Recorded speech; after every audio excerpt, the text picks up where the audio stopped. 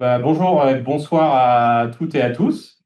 Merci d'être venus malgré ce beau temps de dimanche après-midi, venus écouter ce qu'on vous propose en termes de programme aujourd'hui. La thématique du jour, c'est vraiment de vous montrer le programme abouti, détaillé, chiffré de l'équipe Unis pour gagner. Donc je sais pas, j'ai l'impression qu'il y a beaucoup de nouvelles têtes par rapport à la première réunion publique qui n'était pas là juste pour avoir une petite idée à notre première réunion publique. Ouais. Donc on va repasser peut-être un petit peu de temps sur l'équipe pour vous présenter l'équipe. Parce que la première réunion, c'était vraiment l'équipe, les 20 engagements pour la première année. Et aujourd'hui, ça va être le programme détaillé chiffré.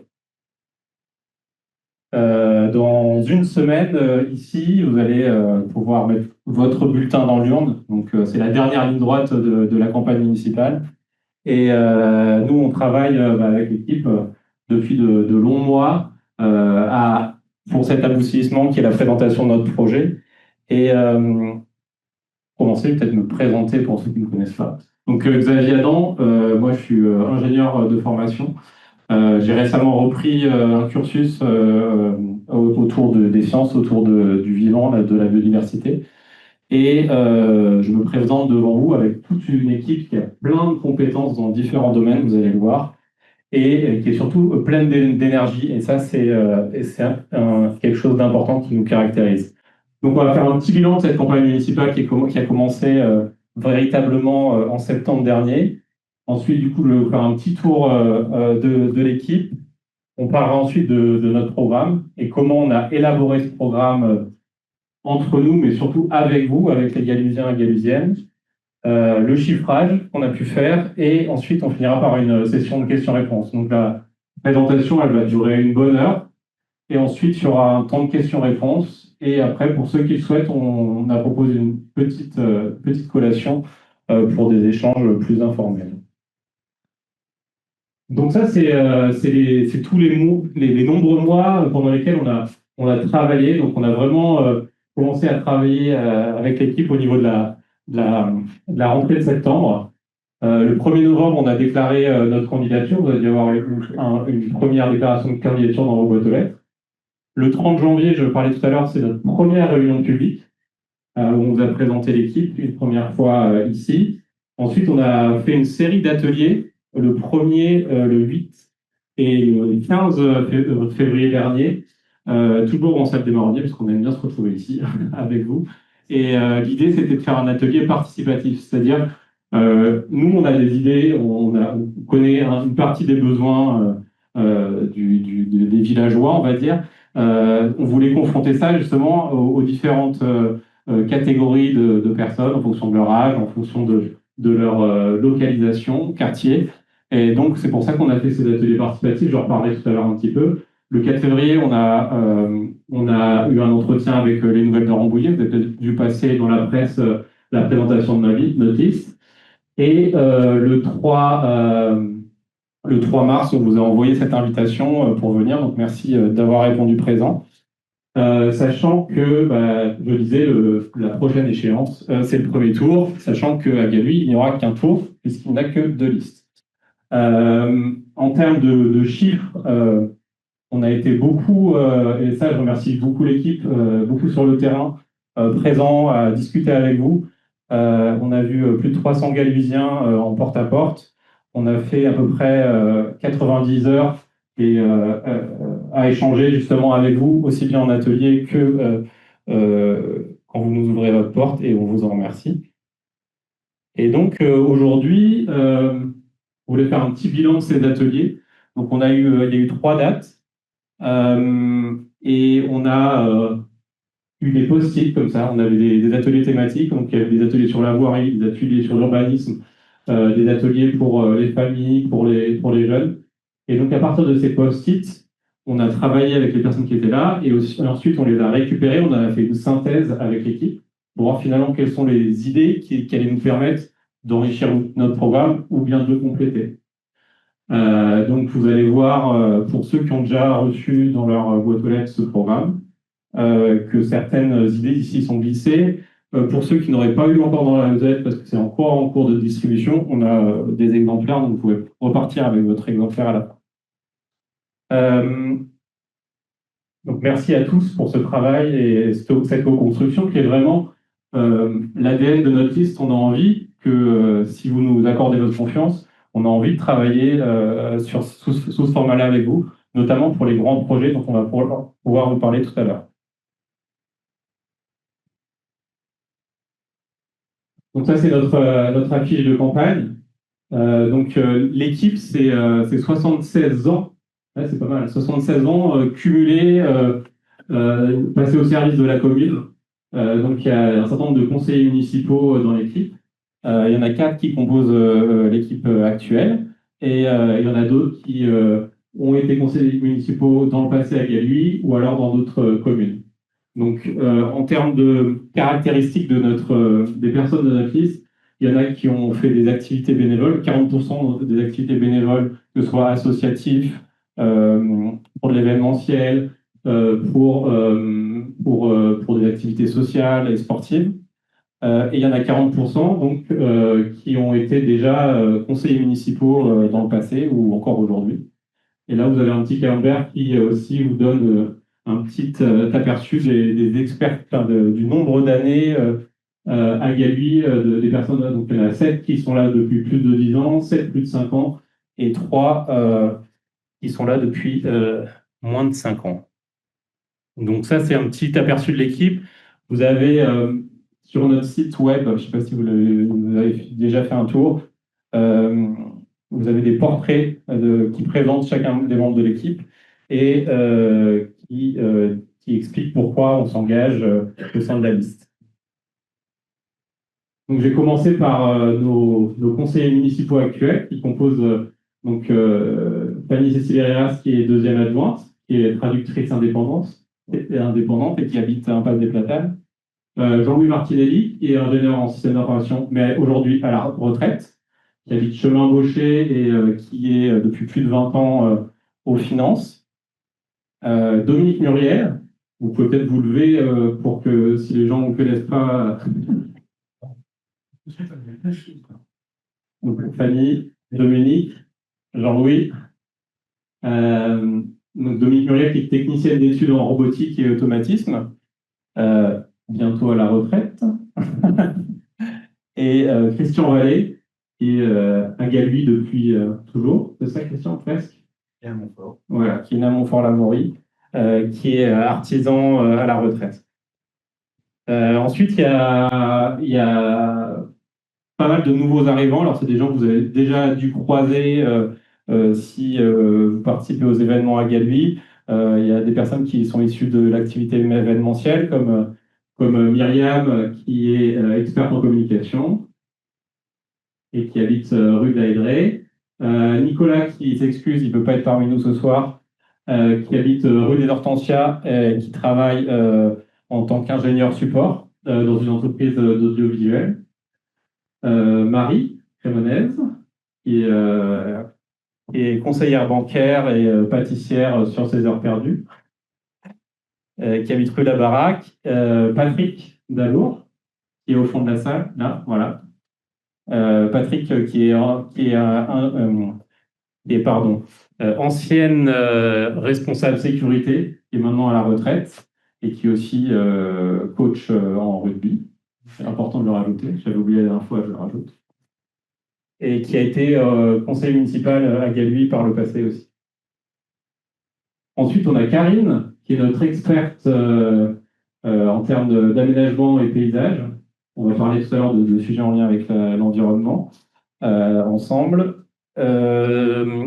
François-Xavier, qui est aussi là-bas, voilà, je le cherchais. François-Xavier, qui est chef d'entreprise, qui est une entreprise d'entretien de tout ce qui est climatisation, chauffage. Je dis pas de bêtises. Élodie Marie, qui est là au fond, voilà, qui est infirmière, qui habite rue des Bois. Et puis Nicolas, qui est notre expert juridique, qui est directeur juridique dans une entreprise d'espace vert aussi. Et les 4 derniers, Marie-Laure S. Polidori, qui est là-bas, à côté des collations, qui est responsable, enfin qui est directrice, pardon, en gestion et conseil, qui habite avenue du Vieux-Hôtel. Antoine Ravinet, qui est masseur kinésithérapeute sur Méret, qui habite rue de la Tuilerie. Virginie Hervelin-Détouche, qui se cache, mais qui est bien là, qui est professeur d'histoire-géographie et éducation civique au Bel Air. Et puis Eric, qui s'excuse également de ne pas pouvoir être là, il a été empêché. Il est responsable commercial dans le BTP et il habite rue des Prés de la Ville. Donc voilà une présentation très succincte. Si vous voulez avoir plus d'informations, je vous invite à leur parler tout à l'heure après les questions ou bien aller sur notre site pour voir leur présentation vidéo. Donc l'élaboration du programme. Donc le programme que vous avez dans vos mains ou bientôt dans vos mains, comme je disais, c'est le résultat de beaucoup de travail. Et s'il y a quelque chose qui caractérise cette équipe, c'est vraiment l'énergie et la force de travail. Ça, c'est quelque chose de... Voilà. On a tous des expériences professionnelles avec des gens qui se mettent plus ou moins à la tâche, on va dire. Là, je dois dire que j'ai été agréablement surpris parce qu'il y a enfin, il y a vraiment une implication de tous les moments et chacun dans son domaine d'expertise et ça fait vraiment plaisir et ça permet d'avoir quelque chose d'assez travaillé et construit qu'on vous présente aujourd'hui.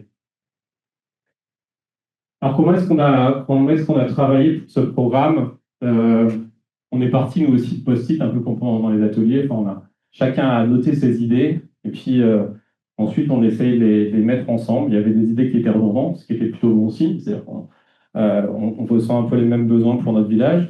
Et puis aussi, après, on a fait tout un système de vote, de classement des idées. Donc, on est arrivé après, à peu près à 100, 120 idées.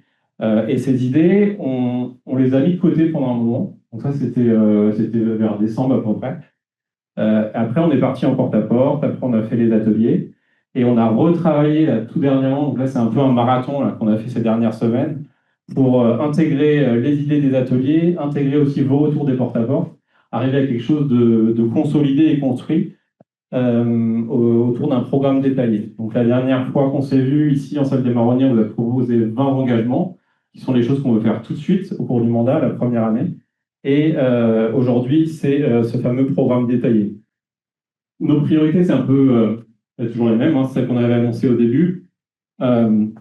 Organiser de vraies concertations. Je pense qu'il y a, il y a vraiment il y a plein d'expertises au sein de Galui. Il y a des problématiques qui dépendent des différents quartiers. C'est de s'appuyer sur vous, sur ceux qui le souhaitent, pour concerter et vous allez voir, il y a des grands projets qu'on propose. C'est de les construire avec vous, de les construire ensemble. Le deuxième point, c'est maîtriser l'urbanisation. C'est quelque chose qui est revenu beaucoup au cours des ateliers, notamment d'urbanisme, mais aussi beaucoup dans les porte-à-porte. Le Galui d'aujourd'hui, il a beaucoup évolué par rapport à ceux qui habitent à Galui depuis des dizaines, vingtaines, trentaines d'années. Il s'est urbanisé parce qu'il y a un besoin de logement, mais la question, c'est de dire jusqu'à où on veut aller en termes d'urbanisation et quelles sont les choses qu'on veut mieux maîtriser en termes de règles d'urbanisme, par exemple, on en parlera tout à l'heure. Et ça, avec le PLU, on a un outil pour le faire. Ensuite, la voirie. Comment gérer mieux la voirie? On dit gérer mieux, ça à la fois d'un point de vue entretien, mais aussi d'un point de vue planification des réflexions, plutôt que des réflexions au coup par coup dans l'urgence, comme on peut le voir un peu dernièrement dans le village. C'est de planifier, d'avoir un grand plan voirie qui nous permet d'économiser de l'argent. Parce que si on planifie les choses de manière anticipée et si on se dit en fonction des urgences, c'est ce qu'on avait proposé la dernière fois, c'est de faire un audit pour voir l'état des voiries et celles qui sont à traiter en premier. Si on planifie les choses, si on les présente, et on planifie, on négocie avec les entreprises, il y a des choses à optimiser sur ce point de vue-là. Ensuite, la partie finance, faire des choix adaptés à nos moyens. On va en parler tout à l'heure à la fin avec Jean-Louis qui va vous présenter toute la partie financement du programme. C'est On sait que les dotations de l'État, elles ont beaucoup réduit là, au cours de ces dernières décennies, enfin dizaines d'années, on va dire. C'est comment est-ce qu'on arrive à faire des choix intelligents tout en ayant ces moyens qui sont restreints. Donc, sachant qu'on ne veut pas augmenter les impôts et qu'on ne veut pas avoir recours à de nouveaux emprunts. Ça, on vous en reparlera tout à l'heure, c'est très important. On a encore des traites de crédit à rembourser par rapport à l'école du Grand Jardin. Donc, on ne peut pas se permettre d'emprunter davantage. Donc, dans ce programme, vous avez 105 mesures qui sont entièrement financées par le plan qu'on va vous présenter. Donc, sans augmenter la pression fiscale et sans avoir recours à l'emprunt, c'est ce que je viens de dire. Il y a beaucoup de mesures. Vous allez dire, waouh, comment vous allez faire tout ça en 6 ans? Ce qu'il faut voir, c'est qu'il y a beaucoup de mesures qui demandent surtout de l'huile de coude et pas forcément beaucoup d'argent. C'est que, comme je disais, il y a beaucoup d'énergie et beaucoup de gens qui veulent travailler dans des comités avec vous, dans des commissions pour décider, préparer en amont le travail pour le conseil municipal. Et donc, l'idée, c'est d'avoir une expression démocratique qui soit plus participative, avec plus de rencontres, plus d'échanges avec les Galvisiens. Et pour ça, justement, on vous avait montré dans les 20 premiers engagements qu'il y a un certain nombre de choses pour lesquelles on veut acter tout de suite. Le fait, par exemple, de retransmettre les séances des conseils municipaux en vidéo. On s'est posé la question d'ailleurs de le faire pour aujourd'hui la réunion publique. On ne l'a pas fait parce qu'on préfère on préfère que vous veniez nous rencontrer, on préfère les échanges spontanés avec vous. Par contre, on enregistre la réunion pour pouvoir ensuite la mettre en ligne sur le site pour les personnes qui n'auront pas pu venir aujourd'hui. Alors, notre programme, donc ça j'ai déjà dit, pas d'augmentation de la pression fiscale, pas de recours à l'emprunt, et de co-construire avec vous autour des grands projets qu'on va vous présenter. Dans le programme ici, en deuxième de couverture, vous avez une petite légende. Alors, on ne l'a pas fait pour toutes les mesures, parce qu'il y a des mesures pour lesquelles ça n'a pas forcément de sens ou c'est pas forcément pertinence, mais pour les plus importants, on a dit, voilà, une horloge, c'est quelque chose qu'on veut faire la première année, donc vous allez retrouver beaucoup des 20 engagements. 2 horloges, c'est quelque chose qu'on veut faire au cours du mandat, parce que ça demande des temps plus longs, soit de concertation, soit d'aller chercher des subventions. La pièce barrée, c'est des économies pour la commune. Une pièce, c'est des investissements en dessous des 25 000 euros, et 2 pièces, c'est investissement au-dessus de 25 000 euros. Donc, on va maintenant rentrer dans la phase où on va présenter pas tout le catalogue des 105 mesures, mais quelques mesures phares qui sont un peu pour nous les marqueurs du programme. Donc, Myriam. On va commencer par la thématique communication et citoyenneté. Tu peux rester là, si tu veux. Bonjour, du coup, Myriam Claire. Je suis un peu bisutée, je passe en première. Je vais un peu me répéter, j'ai fait une jolie petite intro, donc je vais la refaire, mais Xavier en a déjà beaucoup parlé. Parce qu'on a parlé de démocratie participative. On en a beaucoup parlé pendant la campagne. Écouter, informer et vous mettre au cœur de nos décisions et de notre travail, c'est vraiment notre mode de fonctionnement et la manière dont on incarne le travail pour la commune. Et donc, ce qu'on voudrait créer pendant tout ce mandat, ce sont des temps d'échange, d'information et de communication. Et c'est quelques mesures ici qu'on va vous présenter, qui ont pour vocation, de recueillir toutes les idées des Galvisiens, pour pouvoir nous aider aussi à construire des choses qui sont pertinentes pour vous, mais aussi de créer les bons tuyaux pour pouvoir faire remonter les besoins qu'on n'aurait pas identifiés et qui seraient pertinents à travailler pour l'équipe. Donc ici, on a 3 mesures qu'on vous présente. D'abord, on va redonner toute leur importance aux commissions municipales qui sont ouvertes aux Galvisiens. Alors pourquoi? Parce que comité. Au comité, pardon. J'ai dit commission. C'est les comités avec les les comités, pardon. J'ai dit commission. Comité. Alors pourquoi? Parce que déjà, qu'est-ce que c'est? Peut-être que tout le monde ne le sait pas. Ce sont des groupes de travail qui réunissent à la fois des élus locaux, des Galvisiens, des habitants de la commune, et parfois des associations locales autour de sujets précis. Alors pourquoi c'est pertinent et pourquoi on veut leur redonner toute leur place? C'est parce qu'au sein de l'équipe, Xavier en a parlé, on a pas mal de compétences réunies, et ça c'est une grande force, mais on en a aussi qui ne le sont pas. Et l'idée, c'est d'aller chercher des personnes expertes qui viennent participer à ces thématiques-là et qui viennent travailler sur des dossiers précis ou apporter de nouvelles idées sur les thématiques et pouvoir ouvrir de nouveaux dossiers. Donc là, c'est ce qu'on voudrait remettre vraiment au cœur du travail de l'équipe.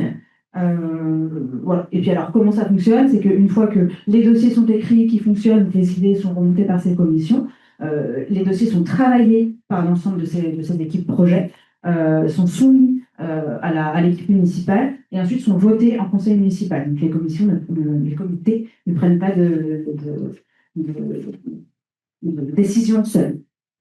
Ensuite, on va proposer des sondages réguliers à l'ensemble des Galuisiens. Alors, pourquoi sonder l'ensemble des Galuisiens? Prendre vos idées, évidemment, mais aussi pour aller challenger les idées que nous, on apporterait en tant qu'équipe et essayer de savoir comment les travailler avec vous ou les travailler un peu différemment si c'est des choses qui vous tiennent à cœur différemment. Donc, le mode de sondage sera construit vraiment ensemble. Il porterait sûrement sur la manière dont on va mener la campagne, donc vraiment des choses qui touchent toutes les cibles de Galuisiens, à la fois sur le terrain, à la fois en présentiel, en digital, en version papier. Voilà, l'idée, c'est que tout le monde puisse avoir accès à ces sondages et pouvoir y répondre. Ensuite, on souhaiterait mettre en place, alors, je sais pas si vous m'entendez, on souhaiterait mettre en place un système de suivi des demandes sur le site internet. Donc, très probablement un système de tickets techniques. Donc, c'est une demande égale un ticket. Et ça, c'est hyper important pour plusieurs choses. D'abord, pour avoir une vraie transparence sur le traitement des demandes par une équipe municipale, pour que chaque personne qui soumet une demande puisse savoir où elle en est, pendant combien de temps elle est traitée et si elle l'est vraiment traitée. Et ensuite, parce que ça permet aussi de sortir beaucoup de données. Et cette donnée, elle nous permet d'analyser le temps de traitement, les demandes qui sont bien ou mal traitées, et ensuite, derrière, d'en tirer des enseignements et trouver des solutions, et notamment, pourquoi pas, certaines demandes à automatiser pour qu'elles aillent plus vite et qu'elles ne demandent pas de traitement humain, etc. Donc ça, c'est quelque chose qu'on souhaiterait mettre en place. Et enfin, on voudrait remettre le budget participatif sur la table pour que les Galuisiens puissent proposer des nouveaux aménagements pour la commune. Voilà, donc, alors, je ne sais pas si vous savez ce qu'est un budget participatif et comment il fonctionne. Mais un budget participatif, c'est une enveloppe qui est allouée par la mairie pour que les Galuisiens puissent décider. Sur cette enveloppe, les Galuisiens apportent toutes leurs idées. Donc, nous aussi, l'équipe municipale, on peut en proposer pour vous aider à thématiser ce que vous voulez pour un aménagement pour la commune. Et ensuite, l'équipe étudie la faisabilité technique, la faisabilité budgétaire, le temps de traitement. Et sur ce qui est viable, on le propose en vote à l'ensemble des Galuisiens. Et sur ce budget, il y a des aménagements qui puissent être menés. Ce qui est top, c'est qu'une idée d'un Galusien peut être entièrement réalisée avec le budget de la commune. Voilà. Voilà. Donc c'est tout. J'avais aussi écrit une jolie petite conclusion. Donc là, voilà, ce qu'il faut retenir, c'est que pour la liste Unis pour Galuy, la démocratie participative, elle est vraiment incarnée. Tout à l'heure, Xavier en parlait de façon tout à fait naturelle. Impliquer tous les habitants du village, c'est primordial pour nous parce qu'on veut que Galuy soit pour les Galuisiens et que vous soyez au cœur des décisions qu'on prendra. Voilà. Merci Myriam. Passer le thème. Karine. Karine, sur la partie environnement et cadre de vie. Donc il y a deux sujets là qu'on voulait mettre en lumière. Le premier, c'était le comité climat-énergie. Je ne sais pas si vous avez tous suivi ce qui a été créé au cours de ce mandat à l'initiative de Fanny et Jean-Louis. C'est le comité climat-énergie qui a permis notamment de faire tout le projet de rénovation thermique des bâtiments publics. Donc moi, je suis beaucoup impliqué sur ce dossier au niveau du pilotage technique du dossier. Jean-Louis sur la partie financière pour aboutir à l'obtention de cette subvention de 430 000 € du Fonds vert. Donc ça, c'est quelque chose sur lequel on veut continuer à œuvrer pour faire des économies d'énergie, continuer aussi sur la thématique biodiversité et on sait qu'avec le changement climatique en cours, il va y avoir besoin de végétation. Bon, on a la chance d'être à Galuy, d'avoir des espaces verts, des espaces naturels à profusion. Mais il y a un endroit dans Galuy où ça pose un vrai problème. On était, je ne sais pas si vous êtes déjà allé dans la cour de récréation de l'école du Grand Jardin au mois de juin à midi. c'est quasiment plein sud. Et donc, il y a une vraie problématique autour de la cour. Comment est-ce qu'on peut ramener des îlots de fraîcheur? Comment on peut ramener de la végétation dans cette cour? Et donc, c'est notamment ce sujet-là que on voulait vous présenter avec Karine, avec ce qu'on appelle les cours oasis, qui sont beaucoup, notamment à Paris. Tu veux nous en dire un mot? En l'occurrence, il n'y en a pas qu'à Paris, on en fait pratiquement partout maintenant. C'est pratiquement toutes les grandes villes qui ont pris le pli de créer des cours oasis parce que sur les 30 dernières années, lorsqu'on créait des cours, on faisait les mêmes cours que ce qu'on avait mis, c'est de l'enrobé, un préau, et ça en reste là. La cour oasis, elle a deux vocations. Elle a une vocation qui est biodiversité, environnementale, et une vocation aussi de confort pour nos enfants. En fait, une cour oasis, le principe, c'est de désimperméabiliser votre terrain en supprimant une partie de l'enrobé et en replantant, en revégétalisant. Ça permet aux enfants d'avoir un espace encore de jeu pour le foot qui est en dur, mais de recommencer à pouvoir toucher de la terre, à pouvoir avoir des espaces ombragés. Il faut savoir qu'une cour oasis, ça arrive à faire descendre à peu près de 2 à 4 degrés minimum la température de la cour d'école. Ils ont vraiment des zones où ils peuvent s'abriter, où ils ne sont pas forcément en plein soleil, en plein midi, comme il dit. La cour de Gabi, visiblement, est... Alors, c'est vrai que je n'ai pas eu l'occasion de la tester avec mon fils, mais ça a l'air d'être très très chaud et pas très peu ombragé. Ça permet aussi de donner des espaces un petit peu différents aux enfants. Ça scinde un petit peu la cour sur un espace plus calme par rapport à l'espace de jeu pur. Ça permet d'avoir, pour les enfants qui sont peut-être un peu plus calmes, qui ont moins besoin de s'agiter, d'avoir des espaces un petit peu de retrait. Ça leur donne des petites zones, des petites zones de retrait qui permettent finalement de ne pas forcément participer au jeu. Ça permet aussi de ramener un petit peu la nature en ville. Ça redonne des abris pour les oiseaux. Donc ça permet aux enfants également de revoir un petit peu la nature entrer dans leur école, ce qu'il n'y a plus du tout actuellement. C'est parfait, merci. Et on reste un petit peu sur la thématique environnementale avec le comité Espace Vert, qui est un nouveau comité qu'on aimerait créer. Je te passe la... Donc, nous souhaiterions créer un comité participatif à vocation d'embellir et de fleurir le village avec des plantations privées et publiques. Par exemple, la plantation fleurie de petites fleurs le long de trottoirs. Moi, je l'ai fait devant chez moi et c'est vrai que c'est plus agréable de voir des fleurs que du tout béton. Et ça colore les rues et c'est beaucoup plus agréable quand on s'y promène. Également, en cohérence avec le cahier des charges du parc naturel dont on dépend, on aimerait adapter les essences qui sont plantées à notre climat et à notre région. Ça n'a pas de sens de mettre des essences exotiques à Galuy. Nous avons plein de belles espèces régionales. On souhaiterait également créer un petit guide pour devenir un jardinier responsable. Donc ça, c'est une petite idée. Comment composter, comment pailler, les bonnes pratiques de l'élagage, etc.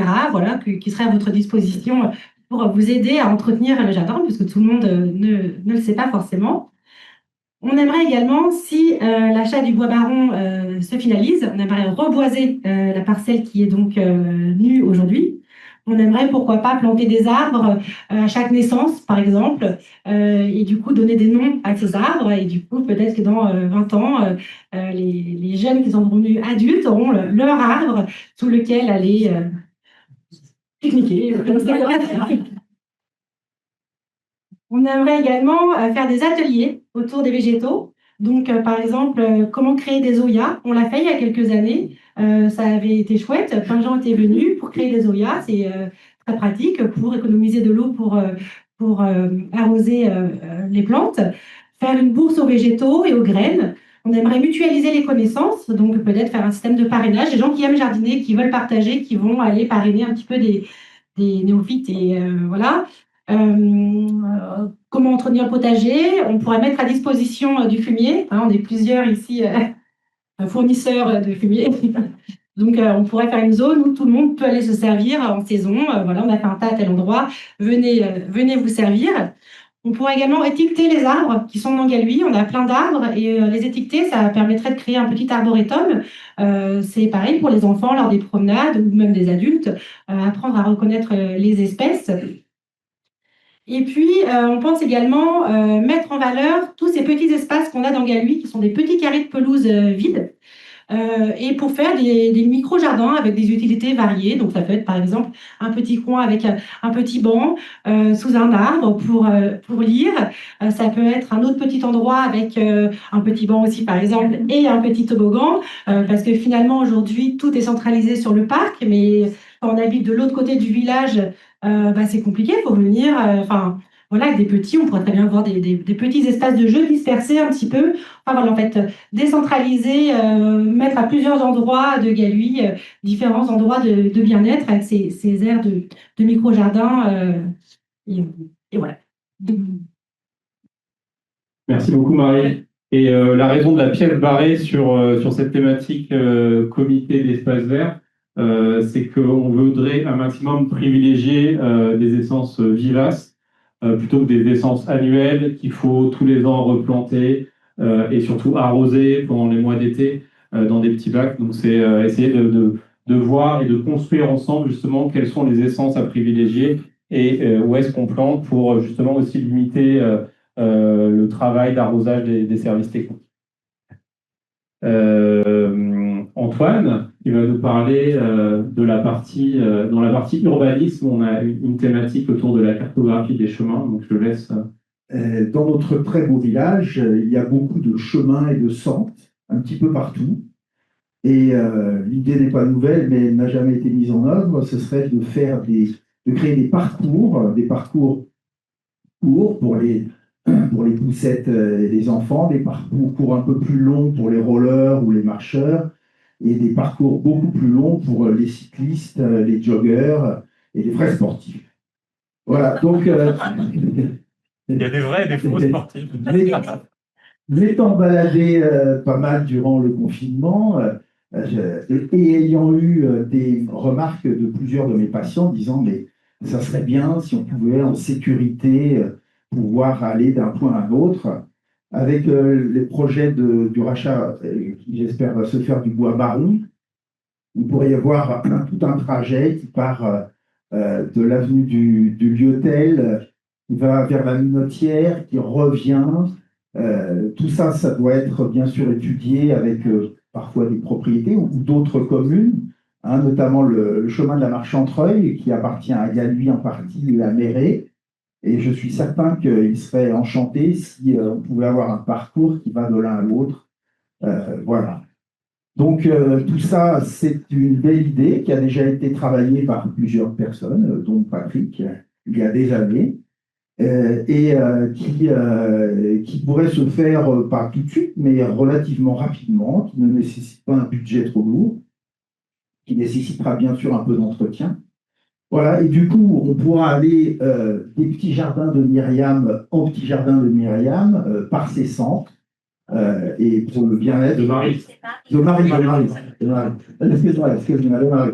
Et ce qui permettra de faire des rencontres, voilà, de regrouper les gens dans certains coins, de peut-être pique-niquer aussi du côté du Bois Baron et voilà, redonner une vie participative et que les gens se voient un peu plus. Voilà. Merci Antoine. Et aussi en termes de cartographie, aujourd'hui on a déjà fait une cartographie, moi j'avais déjà fait une cartographie des chemins. Au niveau du balisage ensuite, on va pouvoir faire appel au parc naturel régional. Il faut voir que le parc naturel régional peut financer de ce genre de projet et aussi il y a beaucoup d'expertise naturaliste, environnementale au parc. Donc nous, on veut vraiment s'appuyer sur cette expertise pour faire des projets d'aménagement en accord avec l'environnement et la biodiversité. Toujours sur la thématique urbanisme, mais maintenant plutôt sur les prescriptions architecturales. Comme je disais en introduction, c'est un sujet qui revient fréquemment. L'urbanisation qui a été faite à certains endroits de Galuy ne respectent pas toujours le cahier des charges qui a été proposé par le PNR. Aujourd'hui, ce cahier des charges, c'est des recommandations, donc c'est pas nécessairement contraignant. Donc, par exemple, sur des choses telles que les coloris ou les matériaux, on aimerait réfléchir avec vous et construire pour voir quelles sont les choses qu'on pourrait intégrer dans les prescriptions architecturales. Et aussi, ce qu'on voit, c'est que les gens, quand ils doivent faire une demande de travaux aujourd'hui, ils ont des difficultés à savoir ce qui est autorisé, ce qui n'est pas. Le document les annexes du PLU, c'est assez technique. Donc, notre idée, c'est de faire une petite brochure qui explicite justement ça, quelles sont les choses qui sont possibles, quelles sont les choses qui ne sont pas possibles en termes de matériaux, en termes de colorants. Ensuite, on passe à la partie vie associative et événementielle. Donc, Fanny, avec toute une équipe de bénévoles, a beaucoup œuvré au cours des 12 dernières années, plus de 80 événements organisés sur la commune. Donc, il y a ces forces vives de bénévoles dans l'équipe et ailleurs d'ailleurs, parce que les bénévoles sont plus nombreux, mais il y a cette vraie volonté de continuer à faire vivre notre village au travers d'événements festifs, d'événements sportifs. Et ce qu'on voit aujourd'hui, et puis c'est quelque chose qui avait déjà été envisagé lors de précédentes élections, c'est qu'il nous manque un lieu de rencontre, en fait. À Galuy, les anciens, quand on va les voir, ils nous disent à Galuy, il y avait une boulangerie, il y avait une épicerie, il y avait un restaurant entier, il y avait un charcutier, il n'y a plus rien, il n'y a rien de tout ça maintenant. Donc, on sait que économiquement, c'est pas forcément viable d'avoir un commerce sur Galuy, du fait de la proximité de la queue, avec la zone commerciale, de la proximité de Montfort, mais presque tout le monde aurait envie d'avoir un endroit où on peut se retrouver, que ce soit pour jouer aux cartes, pour se retrouver après l'école avec les enfants, pour faire de l'aide aux devoirs, avoir un coin pour les jeunes, pouvoir faire des activités, avoir un canapé, avoir des petits jeux vidéo, des mangas. Donc ça, c'est quelque chose qu'on a beaucoup entendu dans le porte-à-porte, dans les échanges lors des ateliers.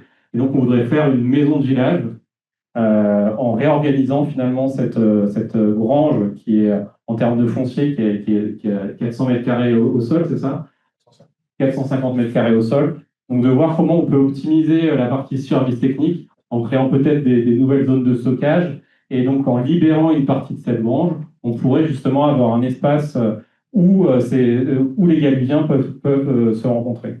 Et il y a aussi dans notre programme une idée de refaire naître un club des aînés. Donc, pour ceux qui voudraient, on peut vous donner les moyens, en tout cas, et l'endroit pour faire des activités type jeux de cartes, bien sûr, continuer toute la partie tricot urbain qui fait vivre notre village, mais aussi plein d'autres idées d'activités qu'on pourrait mettre en place dans cette maison de village. Donc, on veut un endroit ouvert, vivant, accessible, et qui renforce le lien entre les générations. Voilà pour la maison de village. J'ai un oublié, Fanny. Ensuite, pour la partie petite enfance, scolaire et périscolaire, il y avait une dizaine d'années un centre de loisirs à Galuy, dans l'école du Grand Jardin pour le mercredi et puis pour les vacances scolaires.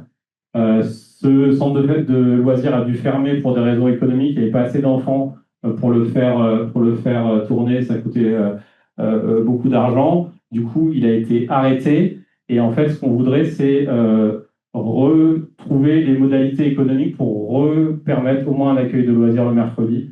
On a par exemple pensé proposer aux parents qui voudraient être bénévoles pour être en support de personnes agrégées avec le BAFA. Et on voudrait aussi voir avec les communes avoisinantes qui ont les mêmes problèmes, parce qu'il y a une saturation des centres de loisirs dans les communes avoisinantes, voir comment on pourrait mutualiser les choses. Donc on a une vraie envie de remettre un centre de loisirs communal qui soit accessible pour les parents, parce qu'on sait qu'on est beaucoup de parents dans l'équipe. On sait que c'est une galère et qu'il y a eu un certain nombre de problèmes de place dans les centres de loisirs dans les précédentes années. Donc, on veut travailler sur une solution qui soit viable économiquement. Donc, on en a parlé un peu des initiatives événementielles, mais aussi des choses spécifiquement pour les familles. Fanny a lancé il y a quelques années le Café Poussette, les matinées jeux familiales, des spectacles avec le bazar culturel pour emmener le théâtre dans les villages et permettre des activités type rue aux enfants. Donc, toutes ces activités autour de la petite enfance, autour des familles, on veut bien sûr le redémarrer et aussi le compléter par de nouvelles activités. Il y a des personnes qui vont proposer des activités de sophrologie avec des animations pour faciliter la communication entre parents et enfants, éventuellement des choses autour du yoga. Donc là encore, venez avec vos idées, venez nous en parler et puis on verra ce qui est faisable. Et si on a cette maison du village, on va pouvoir justement libérer, avoir un autre espace dans lequel on peut accueillir des activités. Puis la partie jeunesse, famille et puis et le. Je passe le relais. Alors, nous souhaitons aménager un parc de loisirs sportifs en sortie de village. Donc, ça, c'est une forte demande de la part des jeunes. Et donc, ils expriment depuis très longtemps leur envie d'avoir un endroit où se rassembler autour de la pratique sportive, notamment pour le basket, le foot, fitness, skate, ça revient parfois aussi, et le ping-pong. Donc, cet espace ne se destine pas seulement aux jeunes, évidemment, c'est pour tout le monde, tous les Galbisiens. Oui. Ça sera donc une boucle de promenade, un nouveau lieu en fait qui permettra de prendre des repas avec des bancs, des tables de pique-nique, installer aussi des nouveaux terrains de pétanque pour faire des tournois, qui se fait dans d'autres villages, ça peut être assez sympa. Et puis aussi, bien sûr, de planter des espèces paysagères fruitières, par exemple, pour faire de l'ombre et pour se régaler. Cet espace, on l'a identifié en sortie de village, par exemple, au niveau de l'actuel dépôt des services techniques route de Galuy. Vers la queue, vous sortez de Galuy vers la queue les Yvelines, sur la droite, vous avez un terrain qui pourrait être celui-ci. Ce lieu, il est à distance des habitations. Il est situé dans un quartier de village qui ne dispose actuellement d'aucun aménagement urbain, ni de zone de proximité, ni de parc à proximité. Et il est aussi sur le chemin du lycée pour que les jeunes, après les cours, puissent s'y arrêter, faire un peu de sport en rentrant, pique-niquer, se retrouver. Voilà. Nouveau lieu. Ou même sur le temps du midi, c'est pas loin du lycée, donc sur le temps du midi, c'est possible aussi. Donc l'idée, ce serait de co-construire ce projet avec le comité des jeunes, relancer le comité des jeunes, bien sûr, et co-construire ce projet avec lui, puisque ce serait quand même la cible principale, même si, comme a dit Élodie, ça concernerait tout le monde, mais c'est vraiment une forte demande de leur part. Et donc, on les inviterait à participer à toutes les étapes de la construction de ce projet, du choix des aménagements du départ à leurs emplacements, avec des visites sur le site prévues avec eux, les recherches du fabricant, les demandes de devis, les demandes de subventions qui sont absolument nécessaires à ce type de projet, appel d'offres, et puis le suivi des travaux, tout le long de la construction de ce projet. Merci à toutes les deux. Ça me fait rebondir sur un point que j'ai oublié d'évoquer en introduction. Pour tous ces grands projets, bien sûr, on ne les fera que si on a un plan de financement qui est construit en amont avec des subventions. Parce que j'ai parlé tout à l'heure des finances des communes et des marges de manœuvre limitées. Ce genre de projet, on peut malheureusement le faire qu'avec des subventions. Donc on ira chercher des subventions. Il y a des guichets qui ne sont pas exploités aujourd'hui, par exemple, au niveau européen. Il y a des choses qu'on pourrait faire et c'est un travail qu'on veut faire aussi de fond, d'une manière générale, d'aller chercher un maximum de subventions là où on peut. Culture et patrimoine. Alors, on a beaucoup on a un patrimoine riche à Galuy avec l'église, la fontaine Saint-Martin, la Vierge aux Moissons. L'idée, c'est de s'assurer que ce patrimoine, il part pas en ruine, donc, c'est de faire un effort continu et régulier pour surveiller l'état de ce patrimoine communal et prendre toutes les mesures conservatoires qui seraient nécessaires. Voilà, c'est une mesure parmi toutes les mesures qu'on veut proposer sur la partie patrimoine. La dernière fois, on vous avait parlé aussi de l'espace bibliothèque qu'on voulait redynamiser, faire un espace culturel avec des rendez-vous réguliers, club de lecture, club photo. Donc, je ne leur dis pas, mais je leur dis pour les gens qui n'étaient pas là la dernière fois. Donc, ça fait partie aussi des choses qu'on veut promouvoir en termes de patrimoine. On a aussi dans le programme des plaques signalétiques qu'on voudrait mettre à certains endroits du village, par exemple au niveau de la maison La Baraque, au niveau de... Je ne sais pas ce que je dis, Dominique, mais je n'arrive pas à lire sur tes lèvres. Donc voilà, il y a plein de choses dans le programme sur la partie aussi culture et patrimoine. Vous pourrez... Vas-y, on prend le micro. L'idée sous-jacente, en fait, c'est aussi de pouvoir s'adresser à des écoles particulières d'ébénistes, comment dire, menuisiers, des écoles de forgerons, des artisanats, de manière à pouvoir passer des partenariats pour que ces élèves puissent s'exercer sur un produit vraiment tangible et pas sur quelque chose de factice. Et en même temps, ça permettrait certainement de pouvoir avoir une continuité d'entretien et aussi réduire les coûts, certainement. Je sais qu'il existe, il y a la possibilité de passer de partenariat avec ces écoles et c'est des choses que vraiment je compte vraiment, enfin nous comptons, excusez-moi, nous comptons vraiment amener. Ça permet aussi d'avoir un relais entre les jeunes et les intéressés au patrimoine et puis nous, trouver notre avantage. Voilà. Et du coup, j'en profite aussi pour ajouter, mentionner une mesure qui est dans notre programme et qui est aussi quelque chose qui a été demandé par de nombreuses personnes, de faire des ateliers participatifs pour soit, par exemple, il y avait une thématique autour du lavoir du Lyotel qui aujourd'hui est en train d'être repris par la végétation. Donc, il y a plein de gens dans le village qui sont des bonnes volontés, qui voudraient passer un après-midi ensemble, se retrousser les manches, venir nettoyer ce beau lavoir et éventuellement remettre en état au niveau des scellements des pierres, etc. Donc, ça fait partie des choses aussi en lien avec culture et patrimoine. Et Dominique, tu t'en vas, mais tu peux revenir. D'accord. Sur la partie CCAS, Solidarité Handicap, c'est quelque chose qui a été, c'est une mesure qui est issue des ateliers, il me semble.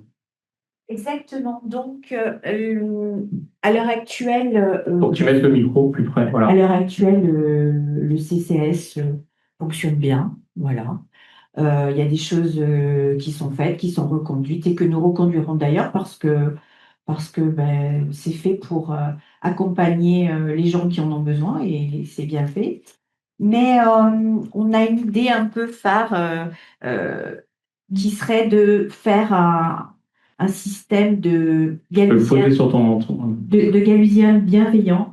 En fait, c'est de pouvoir avoir dans le village, il y a des gens qui déjà, jeunes ou adultes, prennent soin de leurs voisins, sont à l'écoute et attentifs à ce qui se passe à côté. Pour mon expérience personnelle au sein du CCAS, je trouvais que c'était beaucoup le CCAS et les membres du CCAS qui portaient cette tâche et qui étaient donc à la manœuvre par rapport à cette interaction avec les gens. Et l'idée, c'est en fait de pouvoir fédérer ces gens-là, fédérer les gens qui seraient de bonne volonté ou en tout cas qui seraient aptes ou qui auraient envie d'aider, ne sachant pas où aider, comment aider. Et par le pilotage du CCAS, par le biais du CCAS, ça passe toujours par le CCAS, dont le rôle est d'identifier les personnes qui ont besoin, qui se trouvent isolées, qui sont vraiment en demande de services, notamment, nous avons quand même pas mal de personnes sur le village qui n'ont plus les moyens de se mouvoir, de se véhiculer. Et donc, en fédérant toutes ces personnes qui sont et les bonnes volontés et les gens qui ont besoin de ces bonnes volontés, les mettant En relation. relation, une fois que tout a été identifié, eh bien, ça permettrait d'étoffer l'offre et de soulager la charge du personnel, enfin des gens, Des aidants. des aidants, non des CCAS, du CCAS CCAS. aussi, hein, Oui, oui. voilà, Ouais. parce que on y passe quand même pas mal de temps à vouloir tout faire soi-même et puis finalement on passe peut-être à côté de bonnes volontés que l'on ne connaît pas. Donc voilà, c'était l'idée de départ. C'était pas du tout ce que j'avais écrit, mais c'est pas grave. Voilà. Et il y avait un autre point aussi qui peut être une problématique qu'on avait rajouté, c'est la prise en charge des animaux de compagnie en urgence. Ça paraît anecdotique, mais c'est important pour les personnes seules, isolées, âgées, de pouvoir avoir un relais. Donc via ce réseau de Galusiens bienveillants qui vont être localisés dans le village par quartier, qu'on puisse faire cette prise en charge. Ensuite, on passe à la partie services et santé. Donc, tu peux revenir, Dominique. Tu t'enfuis à chaque fois, mais... Ce coup-ci, Ouais. ce coup-ci, je brode pas. Parce que sinon, vous en avez pour une heure.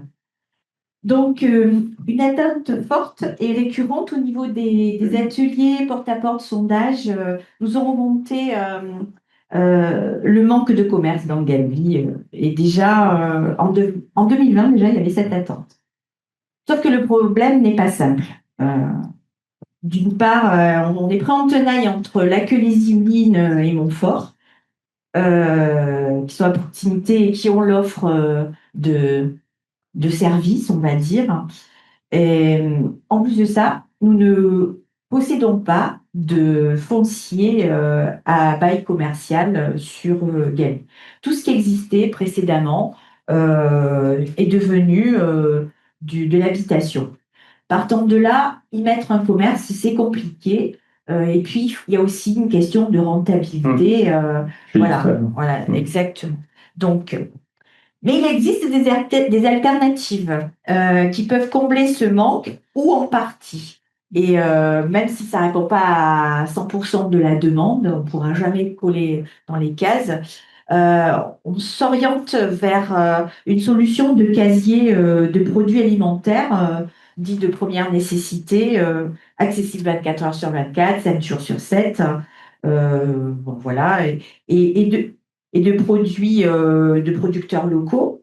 À l'année ou de manière saisonnière, il y a quand même pas mal de gens ici qui ont des petites productions qui pourraient nous permettre d'alimenter ces casiers, ou alors sur une solution de commerce ambulant, comme nous avons eu, comme le Chou qui roule, qui avait rencontré, je pense, son petit succès. Et là aussi, c'est pareil, il y a une tendance à ce qu'il y ait des gens comme les food trucks qui se développent et qui développent des propositions pour venir. Il y a des poissonneries ambulantes, des choses comme ça, dont les produits sont de qualité et qui permettraient de pouvoir pallier à un manque. Et toujours dans la perspective de dire, pas tout le monde est véhiculé. Pas tout le monde a envie forcément de prendre son véhicule pour aller chercher la baguette de pain, les ciseaux qui manquent, etc., etc. Donc, ça permet de pallier à ce petit, comment dire, confort, voilà, manque de confort. Et l'autre proposition,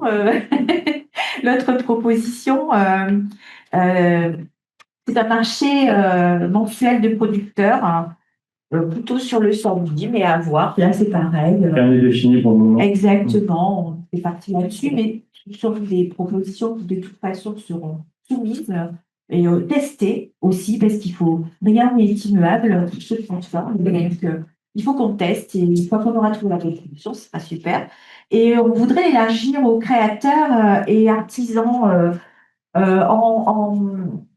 en faisant un coin où on pourra effectivement faire son marché, voir des créateurs, avoir un food truck, un endroit encore une fois où il pourrait y avoir un brassage et une offre qui s'adresse à tout le monde, en tout cas élargir un maximum les gens qui pourront être touchés par ces initiatives. Et voilà. Merci beaucoup, Dominique. Et donc, le dernier thème, c'est le thème finance. Jean-Louis. Donc, on a, il y a plus de points. Hein. Il y a un plus un peu. Fais-moi un peu de place. Je te fais de la place. Moi, un peu de place parce qu'il faut que je m'installe un peu.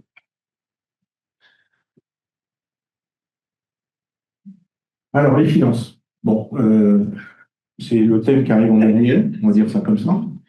On vous a parlé de plein de beaux projets. Je dirais, pour certains, on a dû vous faire un petit peu rêver. Voilà.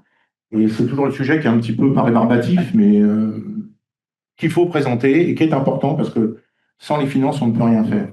Alors, ce qu'on a mis là, c'est les quelques mesures qu'on va prendre au niveau financier. Alors, dans la partie que je vais vous présenter, et Xavier, tu m'as donné un quart d'heure, hein, c'est ça? Un quart d'heure. Un quart d'heure, hein, donc comme il a été généreux, je pense que je vais essayer de faire plus court. Ça va être dur, je vais faire plus court. Mais je me dis que de toute façon, il y aura sans doute des questions, donc je pourrais me rattraper au niveau des questions. Donc ça, il y a une première partie qui va être sur, en gros, ce qu'on met dans notre programme. Puis ensuite, je vais vous parler du plan financier à proprement parler, qui est pour moi quand même le cœur du dispositif, parce que on peut présenter ce qu'on veut, si on n'est pas capable de le faire, et de le faire comme on veut le faire, c'est-à-dire sans augmenter les impôts et sans augmenter la dette, ben on aura raté le coche.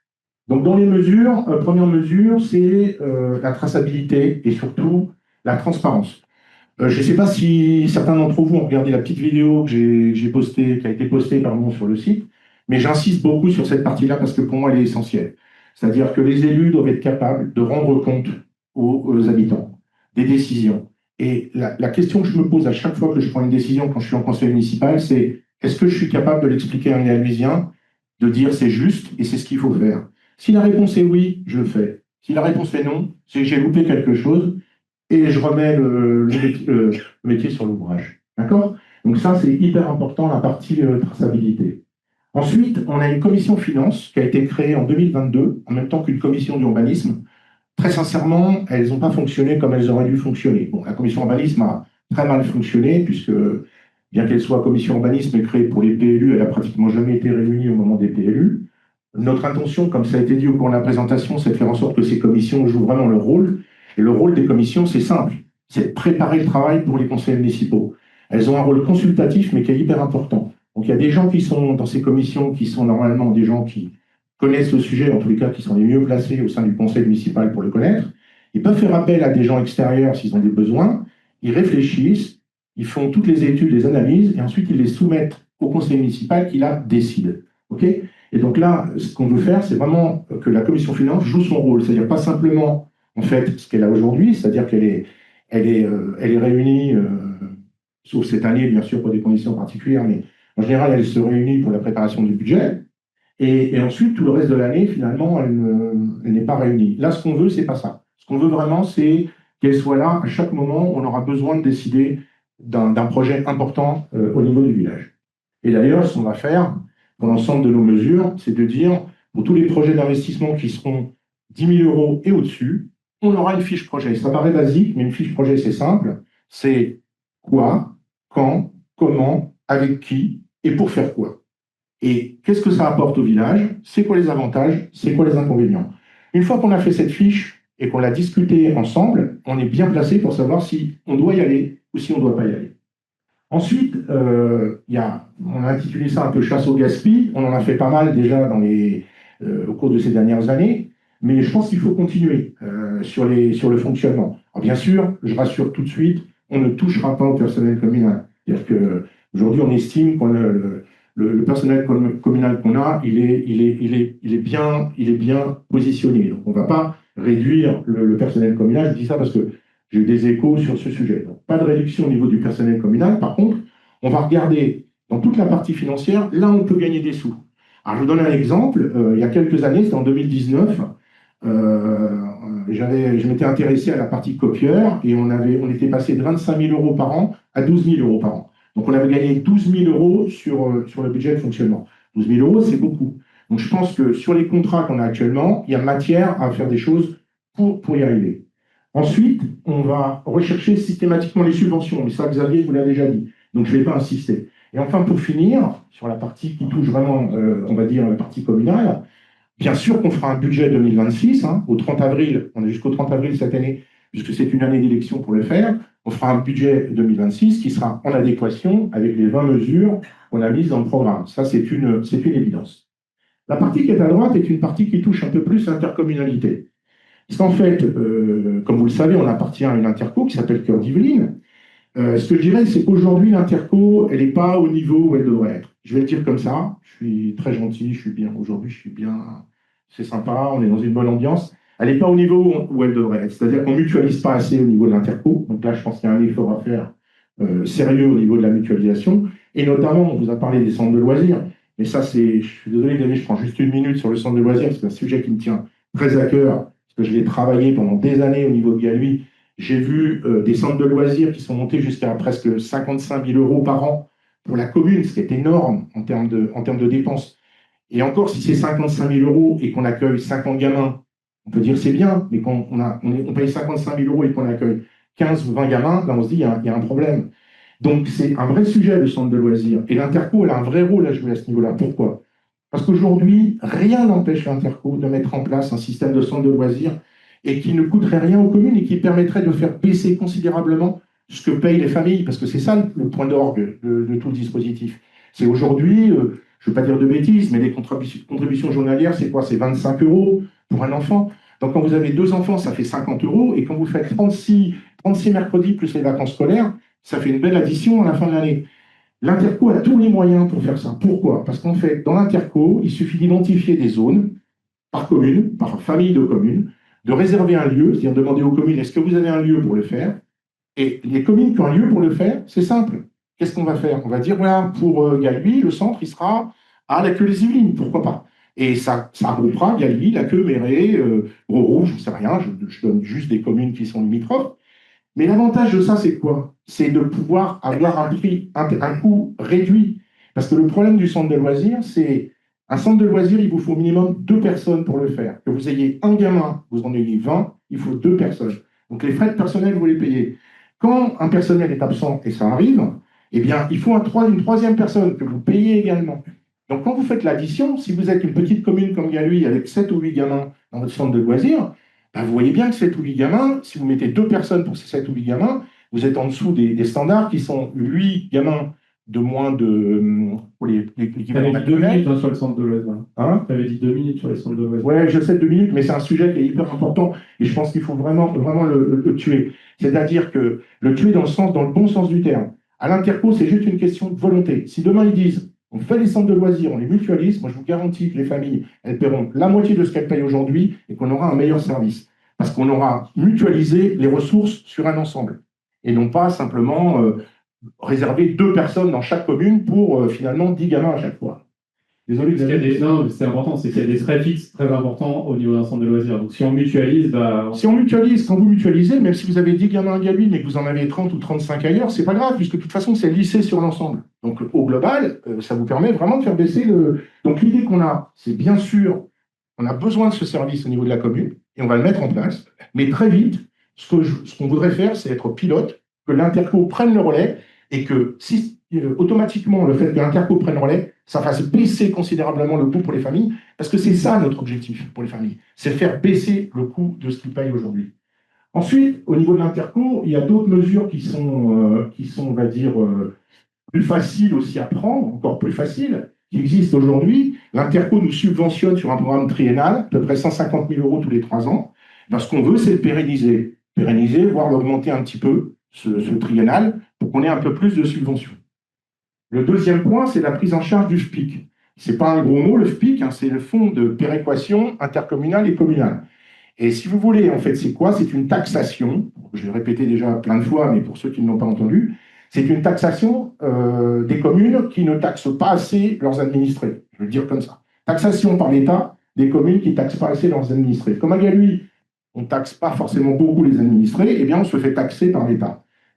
Cette année et l'année dernière, bon, c'est peut-être une coïncidence parce qu'on est en période électorale, mais moi, ça fait 10 ans que je le demande au niveau de l'Interco, et l'année dernière, c'est sorti, et cette année aussi. L'Interco a pris en charge le FPIC pour la commune. Ça a l'air de rien, mais c'est 50 000 euros. Et 50 000 euros de plus dans le budget communal, ça compte. Donc, ce qu'on voudrait, c'est pérenniser cette mesure. Enfin, dernier point, c'est que vous avez sans doute entendu parler d'une zone avec un projet, avec une subvention d'1 million d'euros qui aurait été perdue pour la commune, etc., etc. Bon, on va remettre les pendules à l'heure, l'église au milieu du village. Qu'est-ce que ça veut dire en fait? Ça veut dire que l'Interco a identifié une zone de 6 000 m² environ, au niveau de la zone d'activité, sur lequel elle demande à la commune de transférer son droit de préemption urbain. Qu'est-ce que ça veut dire? Ça veut dire que ce n'est pas la commune qui peut préempter, mais c'est l'Interco. En termes très clairs, l'Interco va pouvoir exproprier sur cette zone. Exproprier pour faire quoi? En faire une zone d'activité. Cette zone d'activité que va faire l'Interco, elle a provisionné 1 million d'euros pour une zone qui se trouve sur Galuy. Avec ce 1 million d'euros, elle va acheter les terrains, les 6 000 m², et elle va faire les aménagements. D'accord? Ensuite, l'Interco, qu'est-ce qu'elle va faire? Elle va revendre les terrains, et ensuite, ce qui est logique, hein, aux personnes qui voudront les acheter, et derrière, elle va toucher la taxe, l'équivalent de la taxe professionnelle, ce qui était la taxe professionnelle avant. La commune, elle, touchera la taxe foncière. OK? Mais ce que je veux dire par là, c'est que quand ce projet a été présenté au conseil municipal, ça a été fait très vite, sans aucune information. On ne sait absolument pas de quoi il va s'agir comme projet, etc., etc. Donc nous, ce qu'on dit simplement, c'était en plus en période préélectorale. Ça veut dire que l'équipe de l'Interco d'aujourd'hui, on ne sait pas si ça sera la même demain. Donc on lui aurait fait accepter des choses aujourd'hui que demain, les nouveaux arrivants vont peut-être dire nous, on n'a pas envie de ça. Donc on aurait mis la commune dans une situation compliquée. Au lieu de ça, ce qu'on dit, c'est quoi? Nous, on est tout à fait ouvert à la discussion sur cette partie-là. C'est intéressant. Parce que c'est vrai que c'est plus facile si c'est préempté par l'Interco que si c'est préempté par la commune, parce qu'il y a toute une mécanique qui va avec. Mais ce qu'on dit, c'est on veut avoir notre mot à dire, nous, Galuy. On veut, qu'est-ce que vous allez mettre, vous, Interco, à cet endroit-là? Comment vous allez le faire? C'est ça, on dit, on veut simplement participer. Et on veut aussi s'assurer qu'on ne sera pas lésé en termes financiers. Parce que cette zone, en fait, en réalité, si un privé faisait ce que fait l'Interco, d'accord? C'est-à-dire, au lieu de préempter, il achète cette zone de 6 000 m² et il installe des locaux. Aujourd'hui, ça peut représenter 1 200 000 euros de taxes d'aménagement pour la commune. Donc, le fait de transférer ce droit de préemption à l'Interco, ça fait que, en fait, potentiellement, je dis bien potentiellement, hein, la commune perd, en quelque sorte, 1 à 1,2 million d'euros de taxes d'aménagement. Donc, ce n'est pas anodin. Ça veut dire que tout ce discours-là, il faut qu'on l'ait avec l'Interco, qu'on pose bien les choses sur la table, qu'on dise, il y a une convention, on veut qu'elle protège Galuy, qu'elle protège les intérêts de Galuy. Je n'ai pas été trop long sur le sujet. Non, c'est très bien. Bon, voilà. Donc, de toute façon, je pense qu'il y aura peut-être des questions. Passe au suivant, je peux les faire. Hein. Vas-y, tu peux. J'appuie sur Flèche le droite. en Flèche droite. Alors, avant de vous parler de plan de financement, il faut toujours commencer pour dire où on va et ce qu'on veut atteindre, d'où on part. C'est la base. Alors, la base, c'est quoi? C'est juste quelques rappels sur des grandes masses, des grands chiffres. En termes de fonctionnement, à Galuy, on est à peu près entre 800. Alors, la différence, le fonctionnement-investissement, le fonctionnement, c'est comme à la maison. C'est tout le récurrent, tout ce qui se passe tous les mois. L'investissement, bah, c'est l'appart, c'est la voiture de sport, pour ceux qui peuvent se la payer, etc., etc. Donc, voilà. Donc ça, c'est ça, le fonctionnement et l'investissement. Donc, à Galuy, en fait, en fonctionnement, on dépense, on se balade entre 800 et 900 K euros par an. En recettes, on est à peu près entre 900 et 1 million. Bon, pas besoin d'être, d'être polytechnicien pour savoir qu'avec des fourchettes comme ça, on a un delta, une épargne entre les deux qui va se balader entre 0 et 200 000 euros. C'est logique. Hein. Hypothèse basse pour les comment ça s'appelle, recettes et dépenses, et même chose dans l'autre sens. Donc, quand on regarde, ça veut dire que l'épargne nette, ce qu'on appelle l'épargne nette, c'est vraiment ce qu'on met de côté, et ça, c'est constaté. Je crois que c'est sur les 5 dernières années, donc c'est 2020-2024. Oui, c'est ça. Cette épargne nette, elle se balade entre 40 000 et 170 000 euros. OK, ça, c'est les statistiques. En fait, l'année dernière, enfin pas l'année dernière, l'année d'avant, en 2024, on était à 80 000 euros d'épargne nette. OK. Ensuite, on regarde l'investissement. L'investissement, lui, c'est différent. L'investissement, une année, vous allez pouvoir dépenser beaucoup, une autre année, vous allez dépenser moins. Donc, ce n'est pas choquant en investissement d'avoir des années où vous êtes déficitaire et des années où vous êtes excédentaire. Et en général, on est plutôt excédentaire en investissement. Ça, c'est pour la partie, on va dire, point de départ. Ensuite, on va vous parler de la dette. La dette, aujourd'hui, on a un emprunt qui est à 1,4 million. On a un prêt qu'on a restructuré, renégocié avec un taux à 1,15, qui était un bon taux quand on l'a négocié. Ce qui est important pour vous à retenir, c'est l'encours de la dette. S'il n'y a qu'un chiffre à retenir, et la fin de remboursement. L'encours de la dette, c'est 1 million d'euros. La fin de remboursement, c'est 2039. Donc ça veut dire que 1 million d'euros, pour notre commune, c'est encore beaucoup. C'est pour ça que Xavier a dit, hors de question qu'on envisage d'emprunter. Ce n'est pas du tout dans notre feuille de route. Donc ça, c'est d'où on part. Ensuite, maintenant, on rentre à proprement parler, dans le plan de financement de notre projet. Encore une fois, il faut notre point de départ. Comment on le calcule, notre point de départ? On va dire, quelle est notre trésorerie à fin 2025? Bon, 1 600 000, c'est d'ailleurs le chiffre qui a été présenté par la liste de la maire sortante, je crois que c'était le 19 février. Voilà, je valide, c'est bien 1 600 000. Avec le fonctionnement et l'investissement, vous avez le détail. Mais ce 1 600 000, c'est ce qu'on a payé à la fin de l'année. Mais il y a plein de choses qu'on a fait, des travaux que vous avez vus là, en début d'année, etc. Ou même des travaux qui ont été faits, l'étude de circulation, par exemple, qui a été faite. La maîtrise d'œuvre sur l'énergétique. Tout ça, ce sont des dépenses qui sont déjà engagées pour des travaux qui sont soit réalisés, soit qui vont être faits assez rapidement. Quand on regarde le total de ces travaux, il faut le prendre en compte avant de prendre son point de départ. Ben on voit qu'il y a déjà à peu près 140 000 euros sur la base de l'estimation que j'ai faite. Alors, j'ouvre une parenthèse et je la referme aussitôt, mais je suis obligé de l'ouvrir. J'en suis à la 3e relance pour obtenir les chiffres qui me permettent de faire ce calcul un peu plus précisément. Pour l'instant, j'ai toujours une fin de non-recevoir pour me fournir les documents. J'espère que d'ici le 15 mars, je les aurai, mais bon, c'est pas garanti. En tout cas, cette estimation, sur la base de l'expérience que j'ai des finances et des 20 ans que j'ai passé dans le village à faire ce travail, je pense que je ne dois pas être très loin de la réalité. Ensuite, vous avez quelque chose qui est très important, qui sont les travaux pour lesquels on a déjà pris des engagements, mais qu'on n'a pas fait encore, réellement. Et là, vous en avez 3 des travaux, principalement des gros travaux. Vous avez l'énergétique, vous en avez entendu parler, on va les faire, ces travaux énergétiques. Mais aujourd'hui, l'argent dont on a besoin pour les payer, et il faut qu'on le prenne quelque part. Donc, on va le prendre en partie dans ce qu'on a. Et on va le prendre aussi dans les subventions qu'on a obtenues. Donc, quand on regarde ici, on voit que sur la partie énergétique, on est à 310 000 euros de déficit. Ça veut dire qu'entre les recettes qu'on a et les dépenses qu'on va faire, il y a un trou de 300 000. Alors, je crois 2 têtes. Bon, j'ai une bonne mémoire des chiffres, mais 2 têtes, on est à peu près à 900 000 euros pour le projet, plus le contrôleur de sécurité, enfin, plus le SPS, plus tout ce qui va avec, pour accompagner, d'accord, hors maîtrise d'œuvre, mais avec la partie contrôle. On est, du coup, on est à 900 000. En subvention, on est à peu près autour de 590 000. Donc, ça veut dire quoi? Le delta de 310, vous l'avez trouvé. Donc, les subventions, ça va être quoi? Ça va être le fonds vert, ça va être l'Interco, et ça va être ce qu'on appelle la DESIL, qui est le dotation de soutien à l'investissement local. La DESIL, elle est de 23 000 euros. Le fonds vert, on devrait taquiner les 430 000. Et le solde, qui va aux 590 000, c'est ce qu'on va demander à l'Interco, qui va se situer entre 130 et 140 000 euros. Donc ça vous explique le delta. Donc on a 310 000 euros.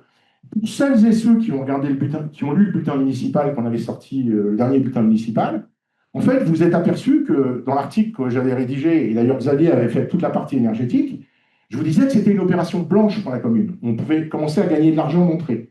Pourquoi? Alors que je vous affiche 310 000 euros ici, ce n'est pas une opération blanche. Enfin, si, c'est une opération blanche parce qu'on a profité du dédommagement de l'assurance de dommages ouvrages qu'a fait Taxa sur les malfaçons de l'école, c'est donc d'argent qui nous a été donné, à hauteur de 300 000 euros. Je suis content de ne pas m'être trompé, à 10 000 euros près, je vais rentrer le pied dans la chaussure. Donc, ça veut dire que c'est bien une opération blanche pour la commune. Le deuxième projet, c'est la voirie de la rue de la Gare. La voirie de la rue de la Gare, le dossier, il a été remouliné un certain nombre de fois par le maître d'œuvre, mais pour l'instant, ça n'est pas fait. Ça n'est pas fait. Sauf qu'on a quand même fait des demandes de subvention. Et on a notamment fait une demande de subvention sur ce qu'on appelle le programme de voirie triennale du département, qui nous donne 210 000 euros pour ces travaux. Je crois de mémoire, encore une fois, qu'on doit être à 550 de travaux, d'accord? Donc 210.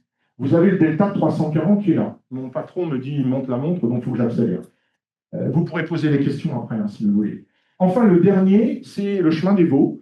Le chemin des Vaux, il y a un bassin à faire, il y a des aménagements à terminer, et là, on a à peu près encore 270 000 euros de travaux pour 70 000 euros de subvention.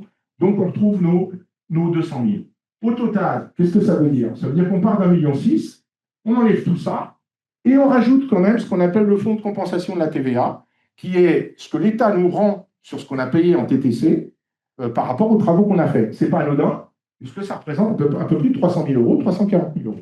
Donc, au global, on se retrouve avec un point de départ, et ça, c'est notre véritable point de départ de trésorerie, j'insiste là-dessus, pour le programme, de 950 000. Ce n'est pas 1,6 million, c'est 950. OK? Et ça, c'est très important parce que ensuite, on va bâtir tout le reste là-dessus. Alors, bien sûr, derrière tout ça, derrière le camembert que je vous présente là, les chiffres qui sont là, il y a une méthode. La méthode, elle est simple. On a pris toutes nos mesures une par une. On les a classifiées. Est-ce que c'est une dépense récurrente? Et c'est une dépense qu'on va faire une fois. Est-ce que c'est du fonctionnement? Est-ce que c'est de l'investissement? Est-ce que c'est une dépense qui est en dessous de 10 000 euros? Est-ce que c'est une dépense qui est entre 10 et 25 000? Est-ce que c'est une dépense qui est entre 25 000 et 50 000? Est-ce qu'elle est entre 50 et 100 000? Est-ce qu'elle est au-dessus de 100 000? Donc, on a catégorisé toutes nos dépenses une par une. D'accord?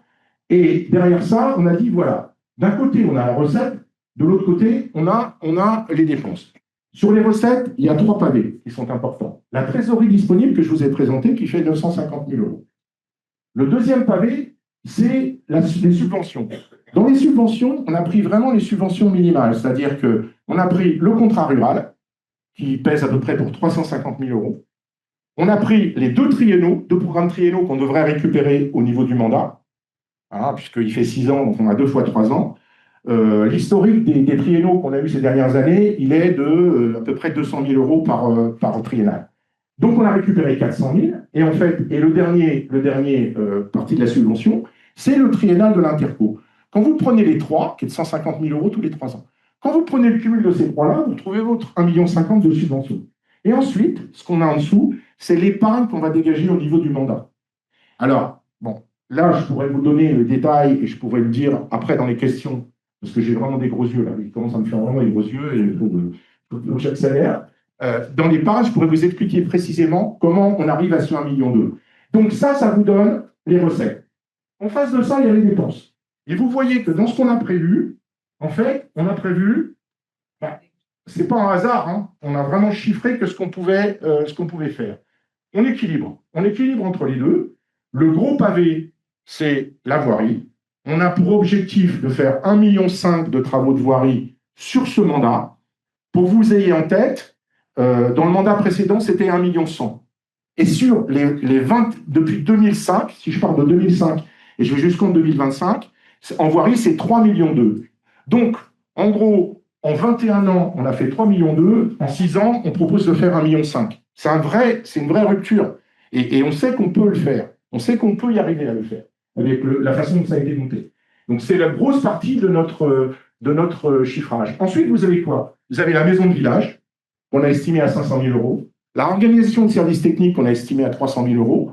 Le total, ça fait 800 000 et ça va concerner un seul bâtiment, qui est la grange que vous avez derrière vous. Et franchement, quand je vous parle de 800 000 euros, je suis sur du hors-taxe.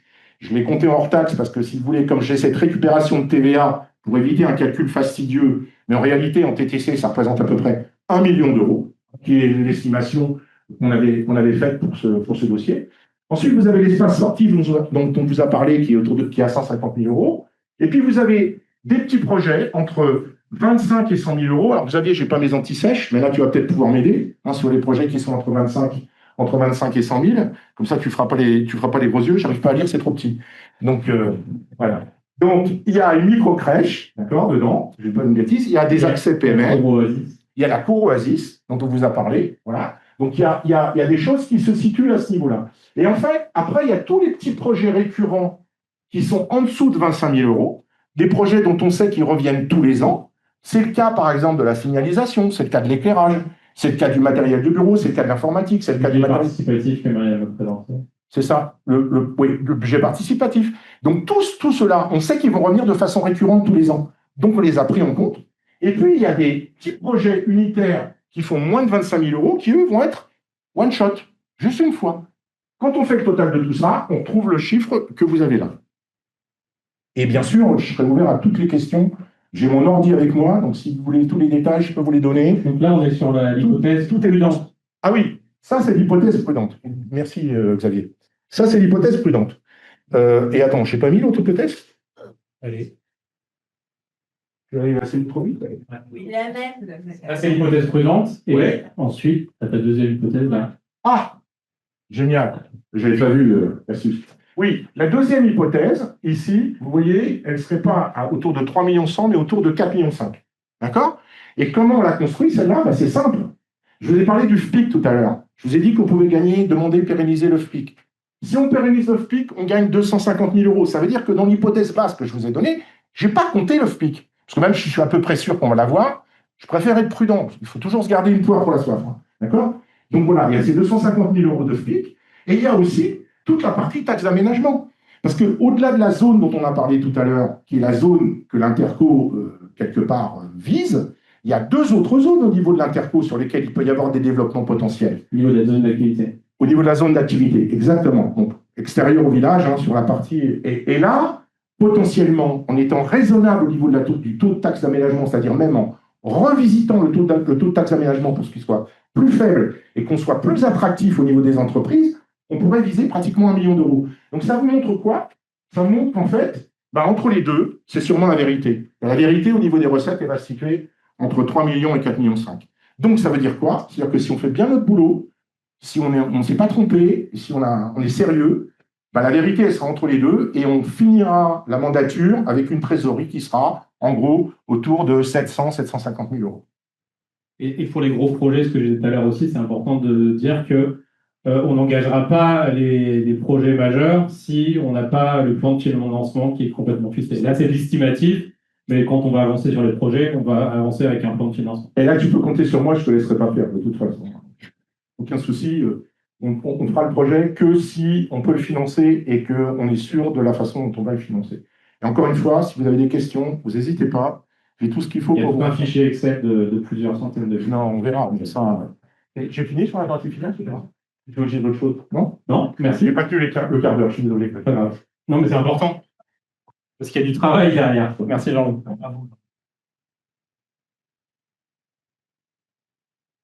Donc, je disais tout à l'heure en introduction, bon, désolé, on a fait plutôt 1h30, je pense que 1 heure, mais c'était important de vous montrer la partie financière, vous montrer que le programme sur lequel on a travaillé, c'est pas juste une liste d'idées, c'est une liste de mesures concrètes et que vous pouvez voir détaillées dans le programme et qui sont chiffrées. Pour nous, c'est super important de travailler, de venir vers vous avec un projet qui est réaliste et réalisable.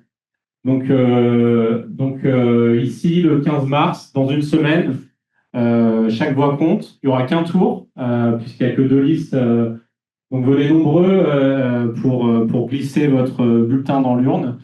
Et donc chaque voix compte, la vôtre fera peut-être la différence.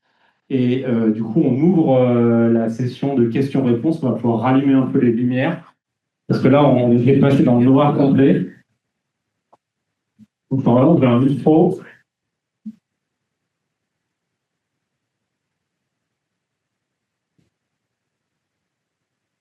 Hop. Est-ce qu'il marche? Ouais.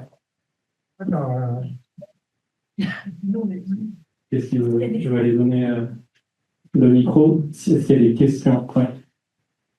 Je ne vais pas avoir besoin de micro. Non, c'est bien pour l'enregistrement.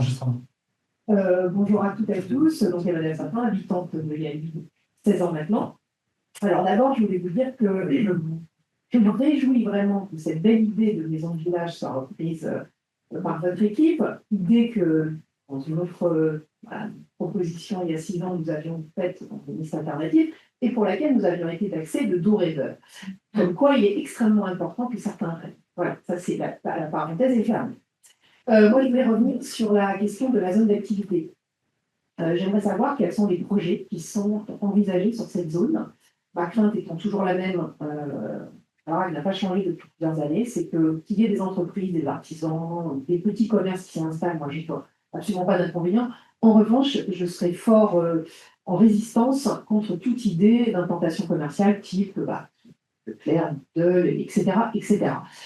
Parce que l'on sait, non pas que la structure commerciale en elle-même, je vais faire mes courses comme tout le monde, simplement, on sait que c'est une zone de forte convoitée compte tenu de son emplacement et qu'on risque à terme, dans ces cas-là, d'avoir une zone qui s'étend, qui semble peu ou prou aquanière, et moi j'ai absolument pas envie de ça pour mon village. Donc je pense qu'on peut aussi, je terminerai ma question là-dessus, on peut aussi envisager d'autres formes de développement pour nos villages. Je pense que c'est urgent, compte tenu aussi du contexte, on va dire, climatique, etc. Je pense qu'il est urgent de penser à d'autres modèles. Vous faites des propositions dans votre programme qui me semblent aller dans ce sens sur pas mal de points, mais voilà, c'est vraiment une question moi, qui me tarde pas mal. Merci. Merci Emmanuel. Alors ce que je peux dire, c'est que tout d'abord, c'est la raison pour laquelle, et c'est l'intervention que Jean-Louis a faite, c'est la raison pour laquelle une partie de l'équipe actuelle n'a pas voulu se prononcer en fin de mandat pour le projet porté par l'Interco, c'est qu'il y avait une perte de souveraineté de la commune par rapport à cette prise de décision. Donc la manière dont on veut traiter ce sujet, c'est comme tous les autres sujets, c'est en concertation avec les Galusiens. Donc bien sûr que s'il y a des opportunités, des choses qui sont projetées sur la zone d'activité, on vous en parlera et on prendra une décision ensemble. Et tu voulais rajouter, Jean? Oui, je vais rajouter un petit truc parce que je peux vous appeler Emmanuel. Emmanuel, je m'attendais à cette question. Je le savais, c'était une évidence et vous avez bien fait de la poser et c'est tout à fait légitime. Et je le sais d'autant plus que quand le projet a été présenté, j'étais un de ceux qui a dit effectivement, attention, mais les choses ont changé. Je vous explique pourquoi elles ont changé. Je vais vous l'expliquer en chiffres. Alors, je ne l'ai pas présenté, Xavier, tu me l'as mis ou pas? Non, tu ne me l'as pas mis, ce que je t'ai envoyé en backup. Et quel avant? Rapide. Non, c'est important. Non, mais c'est important ce qu'elle dit. Je suis désolé.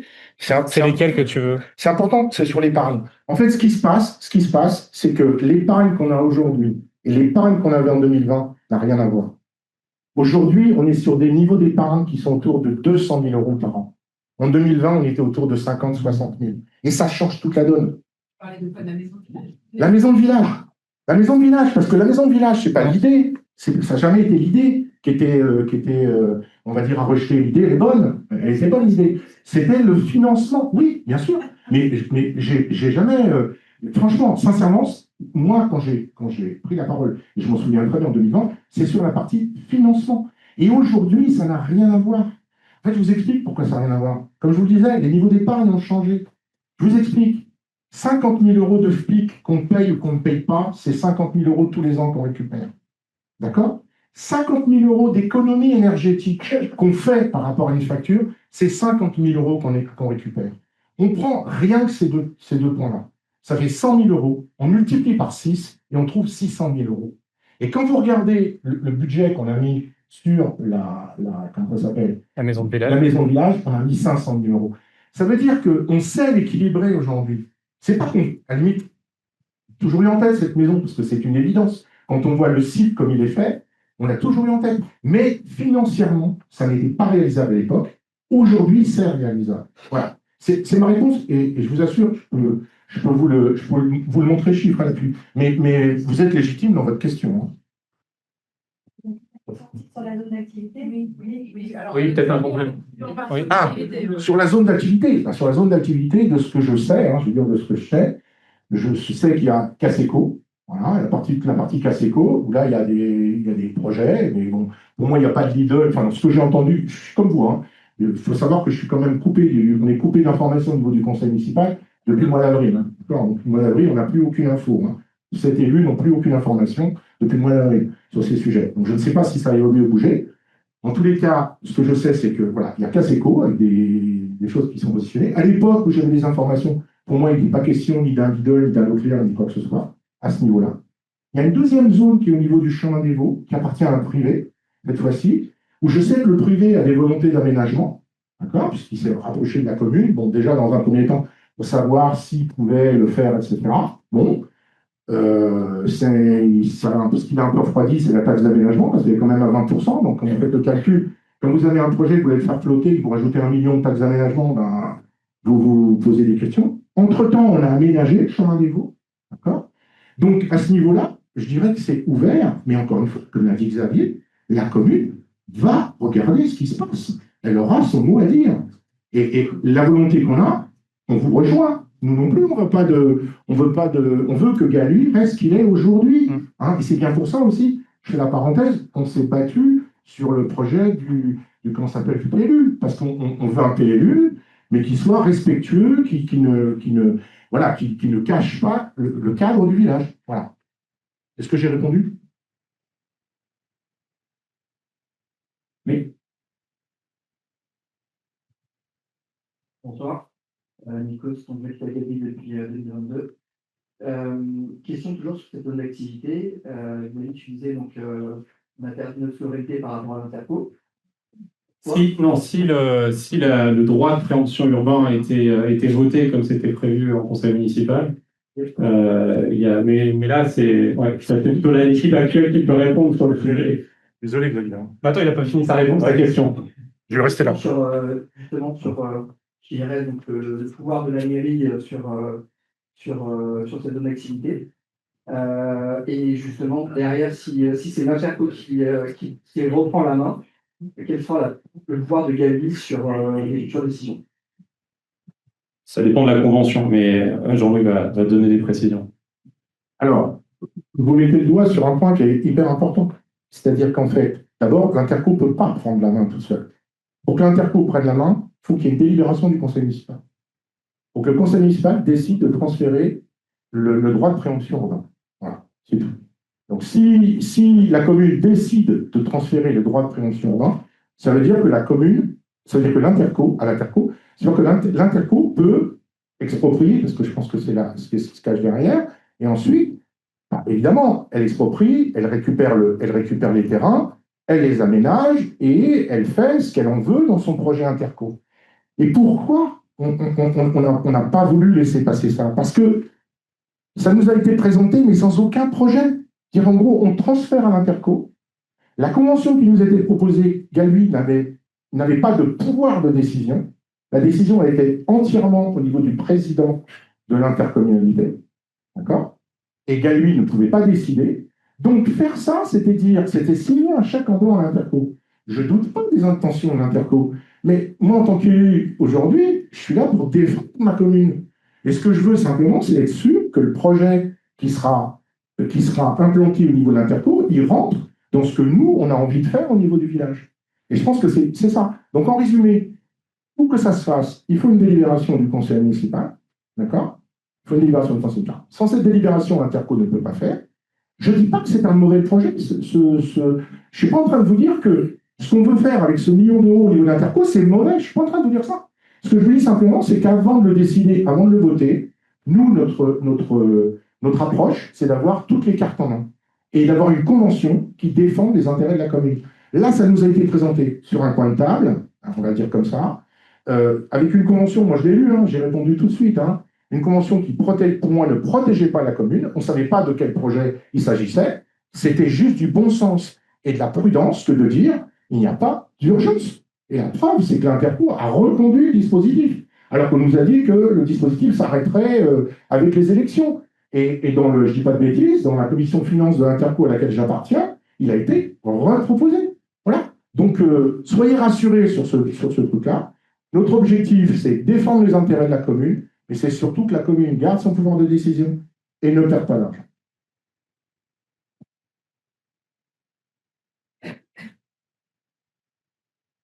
Est-ce qu'il y a d'autres questions dans l'Assemblée? On sera disponible aussi pour échanger autour d'un verre. Non, pas d'autres questions? On vous les posera directement. Bah non, allez-y, on est là tous ensemble, c'est le moment de... Pas trop parler dans le micro. Là, vous pouvez parler comme ça, on vous entend.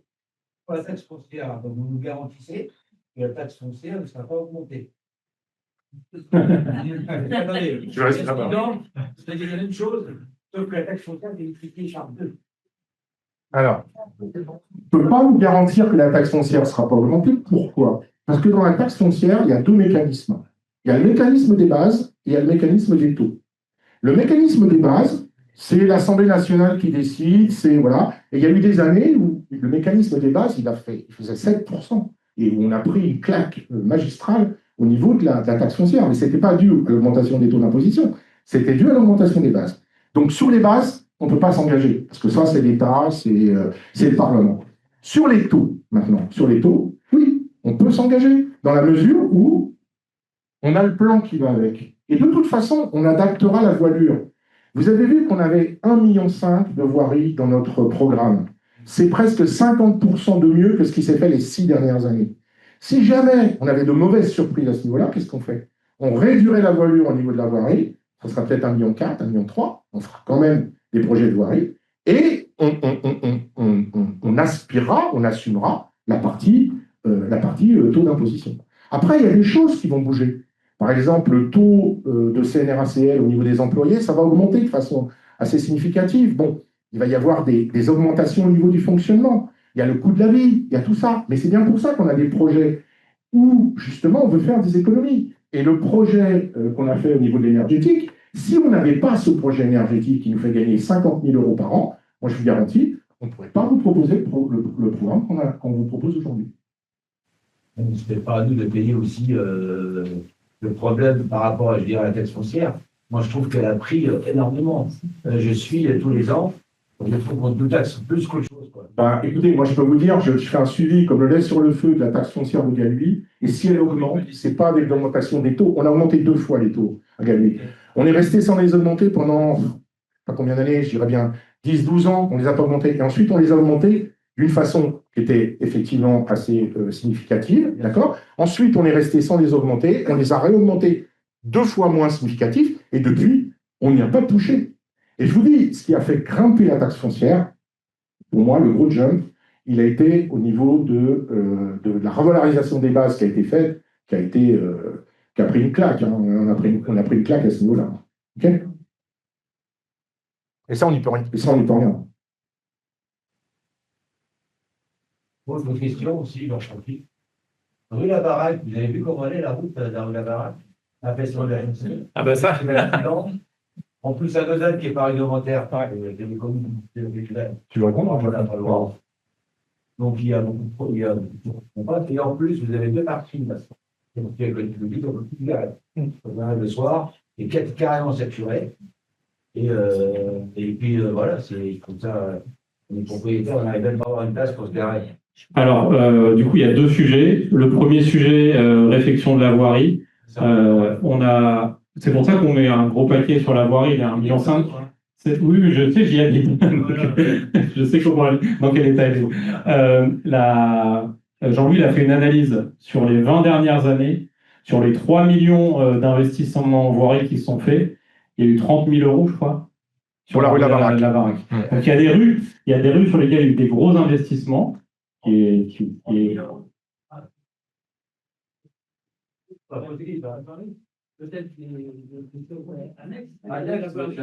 attendez, travaux de voirie, pardon.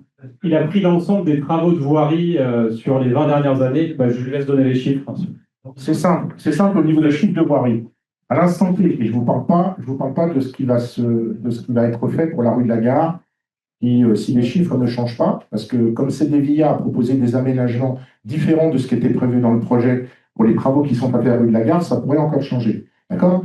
Mais, par exemple, la rue, je fais des statistiques qui remontent jusqu'en 2005. Je démarre à 2005 parce que je suis arrivé en 2005, tout simplement. Voilà. La rue de la Gare, 800 000 euros. On a dépensé 800 000 euros sur la rue de la Gare entre 2005 et aujourd'hui. La route de Boissy, 540 000 euros. Je vous arrondis. Hein. D'accord? La RD 155, 410 000 euros. J'arrondis à nouveau. La ruelle Saint-Martin, 280 000 euros. Non, mais c'est pas grave. Moi, Non, mais ce que je veux dire, c'est que ce que vous a dit Xavier, c'est dangereux, c'est dangereux. oui, mais bien sûr, Quand il y a un accident, vous êtes responsable. mais bien sûr, mais ce que vous a dit Xavier, c'est que, en fait, pourquoi il a dit il y a eu 30 000 euros qui ont été faits sur la rue de la Baraque, c'est des petits travaux annexes qui ont été faits en investissement, d'accord? Voilà. Pourquoi il vous dit ça? Parce que c'est vrai que c'est une des premières choses qui sautent aux yeux, effectivement, de se dire c'est quand même une rue où il y a beaucoup de gens, à Gailly, voilà, une rue importante, mais il faut la faire au bon moment, voilà, il faut la faire au bon moment, quand on a les moyens de le faire, voilà, et ça fera partie des... Je ne suis pas en train de vous dire qu'on va faire la rue de la Baraque. Ce que je suis en train de vous dire, c'est que si on regarde la voirie, on va faire une analyse des besoins qu'on a au niveau des réfections des voies. Je fais le pont avec la mesure qu'on veut faire du coup dans la première année de mandat, qui est un de nos 20 engagements sur la première année, de faire un audit de la voirie et aussi du réseau d'assainissement. On sait qu'il y a des soucis déjà en termes d'assainissement également. Et donc, on veut parer au plus urgent. On ne peut pas vous dire, là, on va faire quelque chose dans les 2 ans sur la rue La Baraque, mais il faut qu'on le fasse de manière planifiée et structurée. Donc, c'est ça qu'on veut faire. Exactement. Dans la planification. Et c'est vrai que la rue La Baraque, elle part avec... Le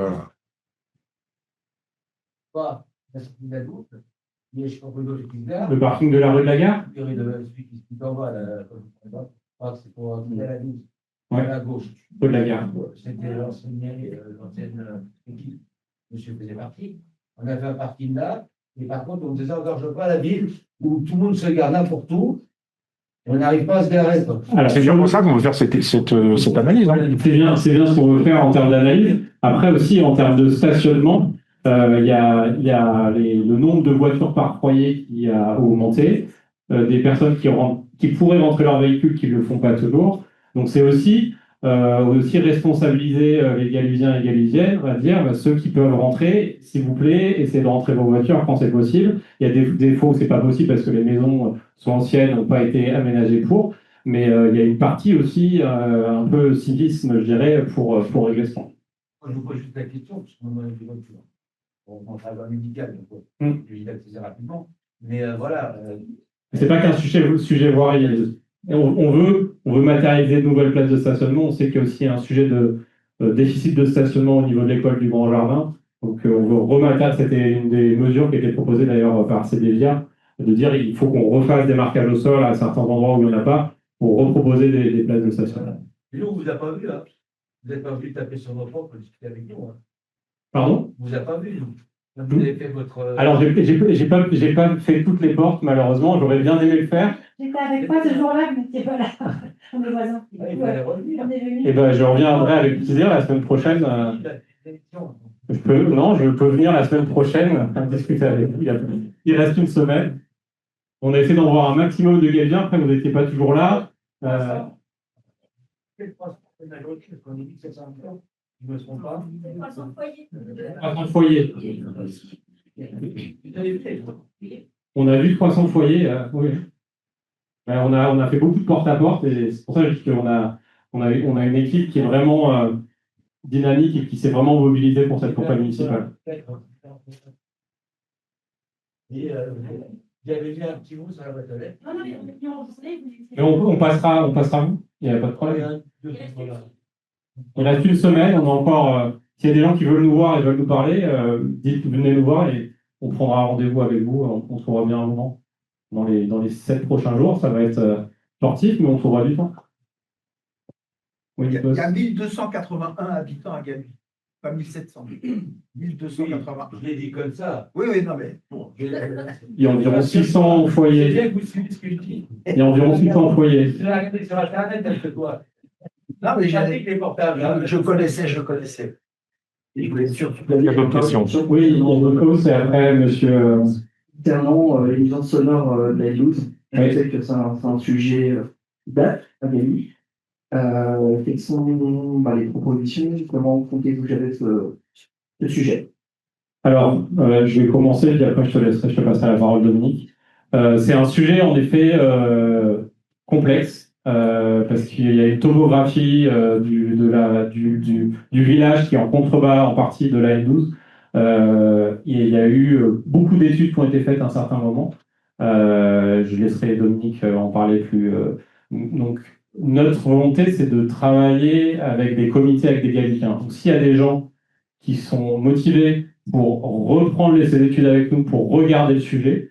On ne promet pas de solution miracle, parce qu'on sait qu'il n'y a pas de solution miracle sur ce sujet-là, mais on promet de regarder avec vous et de voir ce qui pourrait être faisable. Mais il n'y a pas de solution simple, il n'y a pas de solution pour miracle. partir d'une feuille blanche. Ce matin, j'étais du côté de l'Arlot-Vanier où il y a comment dire, les petits endroits où il y a des jolis sapins. Et j'ai discuté avec un monsieur qui est pourtant bien protégé quand même. Et je lui ai dit, si on est honnête avec tout le monde, il faut qu'on soit d'ailleurs honnête avec tout le monde, la N12, c'est un serpent de mer. Pourquoi c'est un serpent de mer? Parce que depuis 20 ans, maintenant à peu près, que je suis sur Gailly, j'ai entendu tout et son contraire. Des propositions qui semblaient très belles, mais qui étaient très, comment dire, très difficiles à mettre en œuvre et qui auraient créé énormément de nuisances. Il y a eu des études, mais on ne sait pas vraiment lesquelles, quels ont été les résultats. En fait, c'est un fourre-tout. Ce qu'il faut mettre, c'est tout remettre à plat. Et si malheureusement, la Nationale 12, c'est un problème que l'on ne peut pas régler, il faut qu'on le dise. Ceci dit, il faut savoir aussi, parce que j'ai travaillé sur le sujet en 2021, c'est qu'on est face à un mur administratif. Et vous avez des intervenants qui sont à la fois la région, à la fois le département, et à qui vous adressez vos demandes particulières, vous demandez des rendez-vous. Vous êtes toujours face à quelque chose qui n'aboutit pas, une personne qui n'est plus la bonne, etc., etc. Ce qui me semble important, c'est de faire le bilan avant tout. Quelles sont les propositions qui ont été faites et leur viabilité? Voir avec les institutions qui existent et les tanner à la culotte, et je dis bien le mot, les tanner à la culotte, pour qu'elles prennent en charge notre demande et que nous, ici, on suive. Parce que j'ai remarqué aussi, c'est que les sujets sont lancés, mais ils ne sont pas suivis. Or, si on veut que ça avance, malheureusement, il faut être constamment derrière les gens et constamment les mettre devant leurs responsabilités. Une fois qu'on a fait ça et qu'on sera allé au bout, en coordination aussi avec les gens qui sont impactés, parce que c'est important de leur dire, voilà ce qui existe, voilà où on peut vous mener, voilà jusqu'où on peut aller. Maintenant, quels sont les relais? Est-ce qu'il existe des relais? Qu'est-ce qu'on peut mettre en place pour que ça avance? Ou alors, malheureusement, faire ce constat et avoir l'honnêteté de dire, là, s'il n'y a pas, je sais pas, un sitting devant chez Pécresse, ça avancera pas. Parce que parfois, et malheureusement c'est comme ça, si on ne prend pas les choses à bras le corps, si on ne montre pas qu'il faut vraiment s'engager, si on attend que le voisin le fasse à notre place, ça n'avance pas. Donc, voilà ma position par rapport à ça. Et je la soutiendrai. Merci. Ça répond à ta question. Monsieur. Si on ne vous entendra pas. On n'a pas parlé, c'est l'EPLU et le château de bibliothèque. Ok, on peut l'aborder. Alors, la révision allégée du PLU, c'était une révision qui a été portée par la commune pour permettre l'installation d'un complexe hôtelier au niveau du château du Lyotel. Cette révision allégée du PLU, elle devait permettre deux choses. Un, de permettre l'activité d'hôtellerie-restauration. Aujourd'hui, sur la zone, seul un privé pourrait acheter et il n'y a pas d'activité commerciale possible. Deux, de rendre constructible toute une zone d'1,6 hectare, qu'on appelle le fameux STECAL, autour du château. Aujourd'hui, il y a eu toute la procédure de révision allégée du PLU jusqu'à enquête publique, rapport du commissaire enquêteur. Il y a eu une communication de Madame le maire qui a été faite il y a eu le 18 février, la veille de sa réunion publique, pour dire je propose, alors je ne sais plus dans quel terme. C'est abandonné. Oui, que le PLU, que la révision du PLU est abandonné. Il se trouve que, comme c'est une procédure qui a été engagée par le conseil municipal, cette révision du PLU, elle ne peut être arrêtée que par le conseil municipal. Donc, qu'est-ce qui se passe aujourd'hui? On a un PLU qui est toujours en cours et puisqu'il n'y aura pas de réunion de conseil municipal. En attente de décision du conseil municipal. En attente de décision du conseil municipal. Comme il n'y a pas de conseil municipal d'ici le 15 mars des élections, ce sera charge à la nouvelle équipe de choisir d'abandonner ou de faire autre chose du PLU. Nous, notre choix, il est clair. Le PLU tel qu'il a été réalisé jusqu'à présent, il ne protège pas suffisamment les Galusiens en termes de cadre de vie et de finances pour la commune. Donc, on proposera au conseil municipal d'abandonner le projet tel quel. Voilà. Et par contre, ça répond à votre question. Par contre, on ne sait pas, dans le cas où nous ne serions pas élus, on ne sait pas quelle sera la décision du conseil municipal. Enfin, je veux dire, notre liste n'obtiendrait pas la majorité au niveau des élections. On ne sait pas ce que la liste qui sera passée, donc la liste de la maire sortante, fera sur le PLU. D'accord? Dans tout état de cause, le PLU n'est pas abandonné aujourd'hui. Il est en suspens. Il est en attente de décision du conseil municipal. Il y a le vote final n'a pas eu lieu, donc. Il était intéressant de connaître votre position. Tout à fait. Bon, là, on a toujours été clair sur ce point-là. On l'avait proposé dans nos 20 engagements. On l'a renforcé encore dans le programme. On proposera au conseil municipal, si on est élu, l'abandon de la procédure. Est-ce qu'il y a d'autres questions? J'aurais une dernière question. Oui, bien sûr. Pourquoi?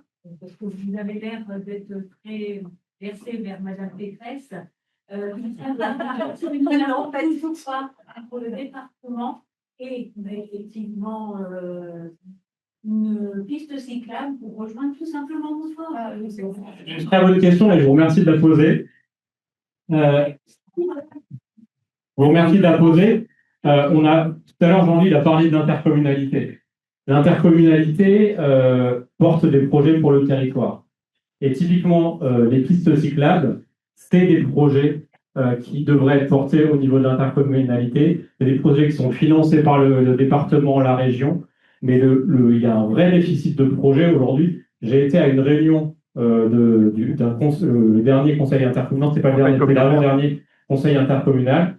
Le problème qu'ils avaient, c'est qu'on a 19 millions d'euros dans les caisses, on ne sait pas comment faire. Donc, il manque d'initiatives et aujourd'hui, c'est quelque chose que nous, on veut impulser dans l'intercommunalité, c'est de porter des projets. Vous l'avez vu, on est attaché au sujet du cadre de vie et de l'environnement, de promouvoir les mobilités douces. C'est quelque chose qu'on a proposé d'avoir une réflexion sur une piste cyclable entre Galuy et Méré-Centre pour pouvoir rejoindre Montfort, tout à fait.